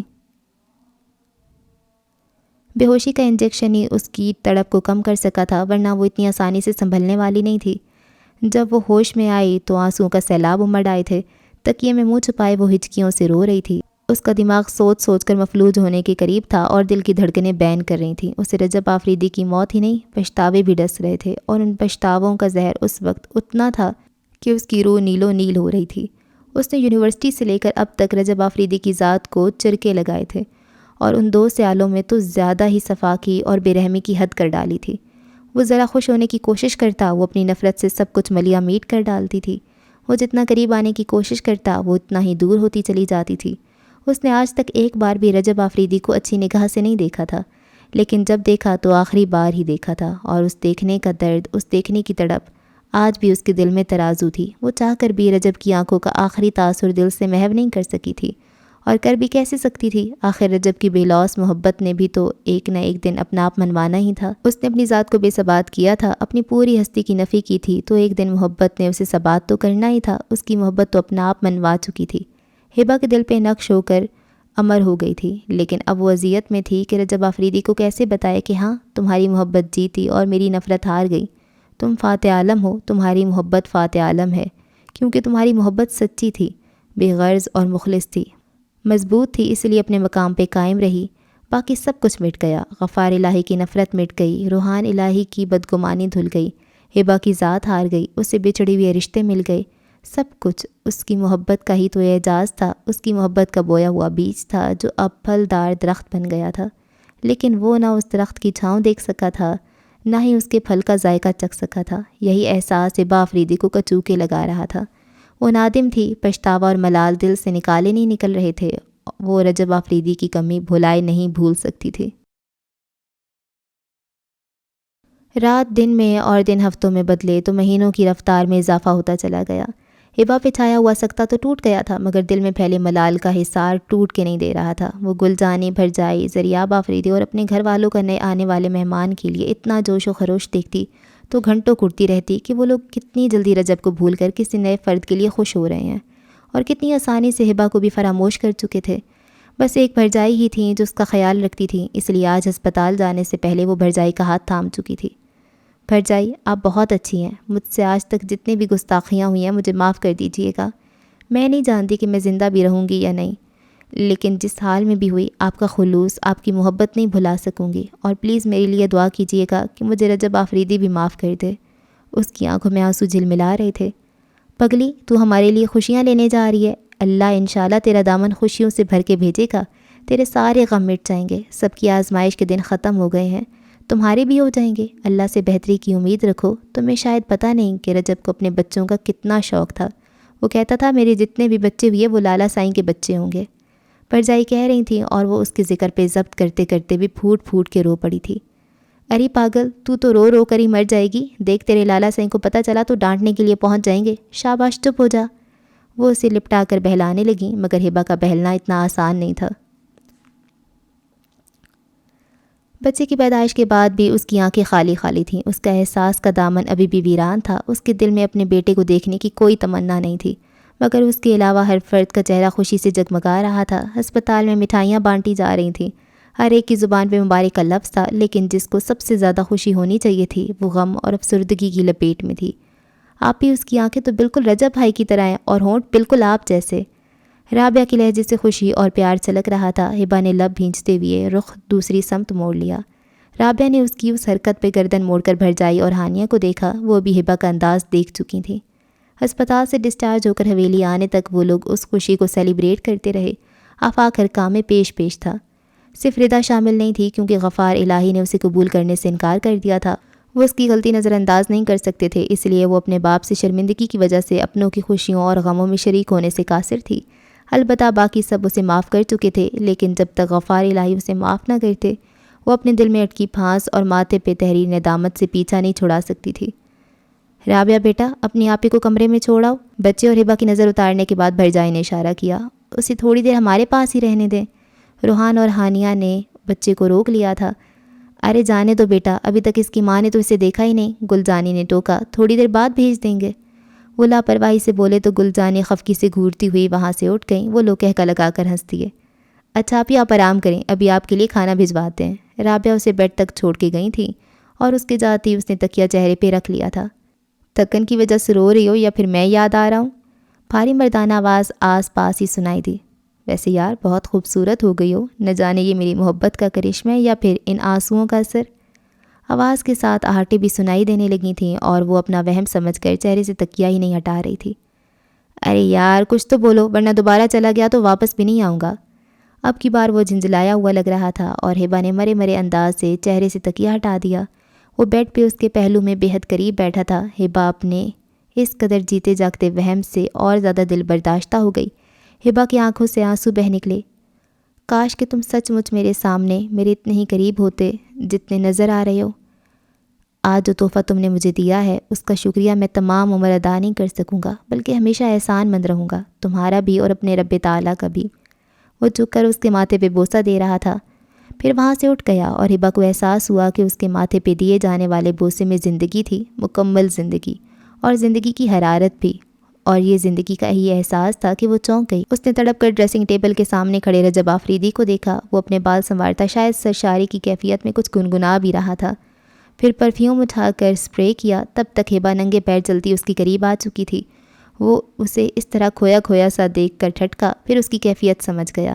ہبا نے بے اختیار اپنا ہاتھ اس کے چہرے پہ رکھا، اس کی شیب کی چبھن اس سے ہاتھ سے محسوس ہوئی، پھر اس کے بال چھوئے جو ابھی ابھی سنوارے گئے تھے، وہ بھی بکھر گئے۔ رفتہ رفتہ اس کے کندھے، اس کا سینہ، اس کے ہاتھ چھو چھو کر محسوس کرتی، وہ خوشی اور بے یقینی کی خلا میں ڈول رہی تھی۔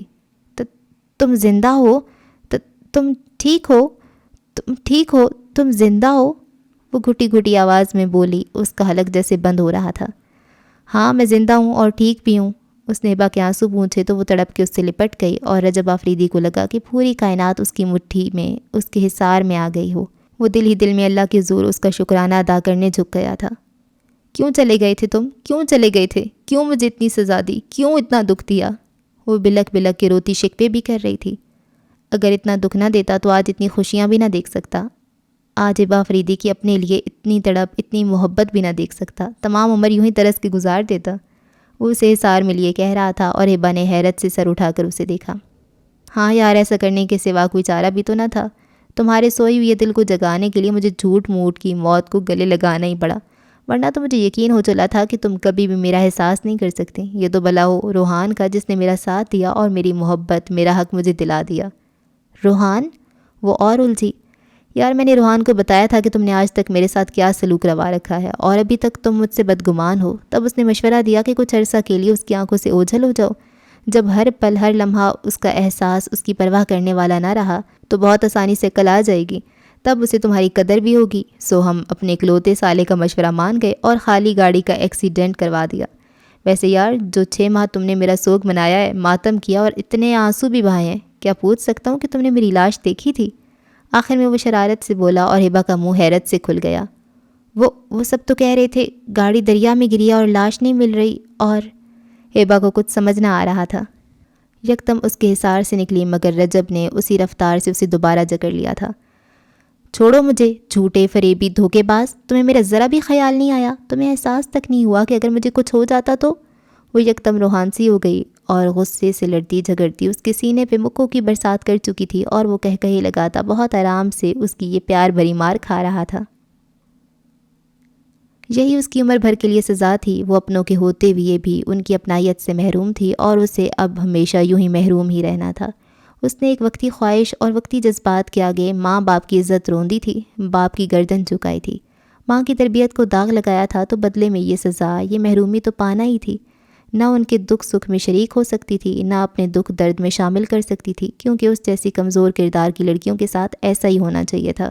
جس طرح اس نے ماں باپ کو غیر اہم کیا تھا، اسی طرح عنصر نیاز اسے غیر اہم کر کے پھینک گیا تھا۔ وہ سب کی نظروں میں گری بھی تھی اور عمر بھر کا داغ بھی لگا چکی تھی، ایسا داغ جس سے وہ مرنے کے بعد بھی نہیں دھو سکتی تھی۔ البتہ اس کے برعکس ہبا سرخرو تھی، اپنے شوہر کے سامنے بھی اور اپنے ماں باپ کی نظروں میں بھی۔ اس کی ذات معتبر تھی، اس کے لیے ہر آنکھ میں عزت تھی، احترام تھا۔ وہ اپنے سسرال اور میکے دونوں میں راج کر رہی تھی، ہر کوئی اس کے دکھ پہ دکھی ہوتا تھا اور اس کی خوشی میں خوش ہوتا تھا۔ اس کے لیے دعاؤں کا سایہ تنا ہوا تھا، اور ردا کے لیے کسی بھی زبان پہ دعا نہیں تھی، کیونکہ ایسی لڑکیوں کے مقدر میں ایسے انجام لکھے جاتے ہیں جن میں عمر بھر کا پچھتاوا اور قبر تک جانے والا سیاہ داغ ہوتا ہے، جس کے بعد لوگ انہیں گھر سے بھاگی ہوئی لڑکی کے نام سے جانتے اور پہچانتے ہیں۔ لیکن ہبا جیسی باکردار اور باعزت لڑکی کے لیے گھر سے بھاگی ہوئی لڑکی کا لقب پانا موت کے مترادف تھا، اس لیے وہ سر بلند کیے جی رہی تھی، اور ردا جیتے جی مر چکی تھی کیونکہ وہ گنہگار تھی۔ اوکے جی، ناول ختم ہو گیا۔ ہیپی اینڈ کچھ کے لیے ہوا ہے اور کچھ کے لیے نہیں ہوا، ٹھیک ہے۔ اس پہ مختلف باتیں اس پہ ہم کر سکتے ہیں. ویسے تو میں بہت زیادہ تھک چکی ہوں اور مجھے نیند بھی آ رہی ہے, ٹھنڈ بھی لگ رہی ہے, لیکن کچھ باتیں کر لیتے ہیں. جہاں تک بات ہے ہبا کی, تو ہبا کا ریئیکشن بہت زیادہ ایکسٹریم ہو گیا تھا. اگر اس کا چلو شادی ہو ہی گئی ہے تو کچھ ماہ کے بعد ایکسیپٹ کر لیتی, پر وہ 2 سال بہت لمبا عرصہ تھا اور وہ بس اپنے کمرے میں ہی بیٹھی رہی, غصہ ہی دکھاتی رہی, ناراض ہی ہوئی رہی, اور وہ اس کو قصوروار سمجھ رہی تھی. خیر یہ تو اتفاقاً ہی تھا کہ اس نے اس کا ہاتھ پکڑا تو اس کے باپ نے دیکھ لیا. یہاں پہ بہت زیادہ قصور نا اس کے باپ کا ہے کہ اگر ایک بھاگ گئی تھی تو وہ ساروں کے ساتھ پھر اتنا برا سلوک کرتا ہے, ان کو مارتا رہا ہے, ان کو گندی گندی بکواس کرتا رہا ہے. کسی کے ساتھ بھاگ رہی ہو, یہ کر رہی ہو, وہ کر رہی ہو, گلچھرے اڑا رہی ہو. کتنا برا لگتا ہے ایک باپ کے منہ سے ایسے الفاظ سننا, بہت برا لگتا ہے. تو وہ صرف اگر ایک بھاگ گئی ہے, اچھا جو بھاگی ہے نا وہ غلط ہے. میں کبھی بھی بھاگنے کو سپورٹ نہیں کرتی. ہاں میں پسند کی شادی کو سپورٹ کرتی ہوں, لیکن بھاگنے کو نہیں. اگر اس کا باپ اس کی زبردستی کہیں شادی کروا رہا تھا جہاں وہ نہیں کرنا چاہ رہی تھی, تو بھاگنا نہیں, پھر بھی نہیں جائز. تبھی آپ کو روکنا ہوتا ہے, اپنے لیے لڑنا ہوتا ہے, لیکن بھاگنا نہیں ہوتا. تو یہاں پر اس کا باپ بھی غلط تھا کہ, پر یہ بھی تھا نا کہ اچھا اس کے باپ کو یہ لگتا تھا کہ اگر کوئی کسی کو پسند کرتا ہے تو وہ ان پہ داغ لگ گیا ہے. وہ دیکھتے ہیں کہ اس کی بیٹی کا ہاتھ کسی نے پکڑا ہوا ہے تو وہ اس کو مارنے لگ گئے ہیں, اس کے ساتھ اتنے اس کو ٹارچر کرنے لگ گئے ہیں کہ میری عزت داغدار کر دی, اعتبار اٹھ گیا. یہ کیا بات ہوئی؟ تھوڑا سا باب کچھ زیادہ ہی مجھے لگا تھا کہ اتنا زیادہ ایکسٹریمسٹ ہو رہا تھا. اور اس کا بھائی بھی, کم از کم اس کے بھائی کو پھر رہنا چاہیے تھا اپنی 3 بہنوں کے لیے, کم از کم اپنی اماں کے لیے رہنا چاہیے تھا, ان کی سپورٹ بننا چاہیے تھا, باپ کو سمجھانا چاہیے تھا. وہ الگ نکل گیا دوبارہ, اس نے خیر خبر ہی نہیں لی. تو باپ اور بھائی یہاں پہ دونوں قصوروار تھے. تینوں بیٹیاں اور اماں وہ خواہ مخواہ بس معافیاں ہی مانگتی رہی, ظلم برداشت کرتی رہی. تو ان کے لیے مجھے بہت برا لگا. ردا کی جہاں تک بات تھی, وہ تو آبویسلی یار فرسٹ ایئر کی بچی تھی, بہک گئی. خیر نہیں بہکنا چاہیے تھا. دیکھیں اگر آپ جتنی بھی چھوٹی ہوں اتنا تو بندہ سوچ لیتا ہے, اگر کوئی پسند کرتا ہے تو وہ آپ کے گھر میں رشتہ لاتا ہے. یہ تھوڑی کہتے ہیں آؤ بھاگ کے شادی کر لیتے ہیں. بھاگ کے شادی کرنے کا بعد میں سوچنا, اگر بات نہ بنی تو پہلے بات تو بناؤ, کوشش تو کرو. تو اس کے ساتھ بھی بہت وہ بھی برا کرتی ہے, نہیں کرنا چاہیے اس کو ایسی بھاگ کے شادی کر لینا, اچھی بات نہیں ہوتی. اچھا اور جہاں تک بات ہے رجب کی, وہ تو پھر ہیرو ہی تھا بھائی. اور ایک بات یہ بھی آپ نے نوٹ کی ہے کہ رجب بھی اچھے کریکٹر کا انسان نہیں تھا, کیونکہ وہ بھی بڑی دل لگیاں کرتا تھا لڑکیوں سے, اس کی بھی بڑی دوستیاں تھیں, اور وہ بھی ایک عیاش جاگیردار تھا. تو یہاں پہ لڑکیوں کے کردار کی بات ہو رہی ہے. اس کا کردار اچھا تھا, اسے فخر ہو رہا تھا اس کی بیوی با کردار ہے, ایسے اس کے, تو وہ اپنے گریبان میں کیوں نہیں جھانک رہا تھا؟ تو یہ تھوڑی سی ہے کہ اگر آپ لڑکی کو اتنا کردار کر رہی ہیں تو لڑکی کا بھی کردار تھوڑا سا موضوع گفتگو لائے نا. یہ انہوں نے تو کوئی ذکر ہی نہیں کیا, لیکن میں نہیں بھولتی. برابری ہونی چاہیے بھائی. میں ایسے ہی ہارڈ کور فیمنسٹ بن جاتی ہوں ایسے معاملوں میں, کیونکہ اتنے شروع میں بتا رہے تھے نا وہ, تو اس کا یہاں پہ دوبارہ ذکر کرنا چاہیے تھا, کیونکہ یہاں پہ کردار کو بہت اچھالا گیا ہے, کردار کے لفظ کو. تو اس کا بھی کردار لایا جاتا, اس کو کم از کم کوئی سنا تو دیتا, بھائی تمہارا بھی کردار ایسا ہے. اس کو کسی نے سنایا ہی نہیں ہے. تھوڑا سا ایبا نے سنایا تھا, تھوڑی اور سنا دیتی. اچھا خیر ہے, اوور آل ناول اچھا تھا. اس میں ڈرامہ بھی تھا, اس میں کیا تھا, سسپینس بھی تھا, تھوڑا سا مسٹری بھی تھی, اور لو سٹوری تھی, رومانس تھا. اوور آل بہت اچھا ناول تھا. میں تو کیڑے نکالتی رہتی ہوں, میرا کیا جاتا ہے, لیکن ایک اچھی ریڈ تھی. اور بس یہ صبح ہو گئی ہے نا, تو اب یہ گاڑیوں کا شور شروع ہو گیا. اچھا ہاں, تو اور کیا تھا, آفاق کی بھی فیملی اچھی تھی. اچھا خیر ہے چلیں, اب تک کے لیے اتنا ہی. دعاؤں میں یاد رکھیں, چینل کو کر لیں سبسکرائب اگر آپ نے پہلے سے نہیں کیا ہوا تو. اللہ حافظ.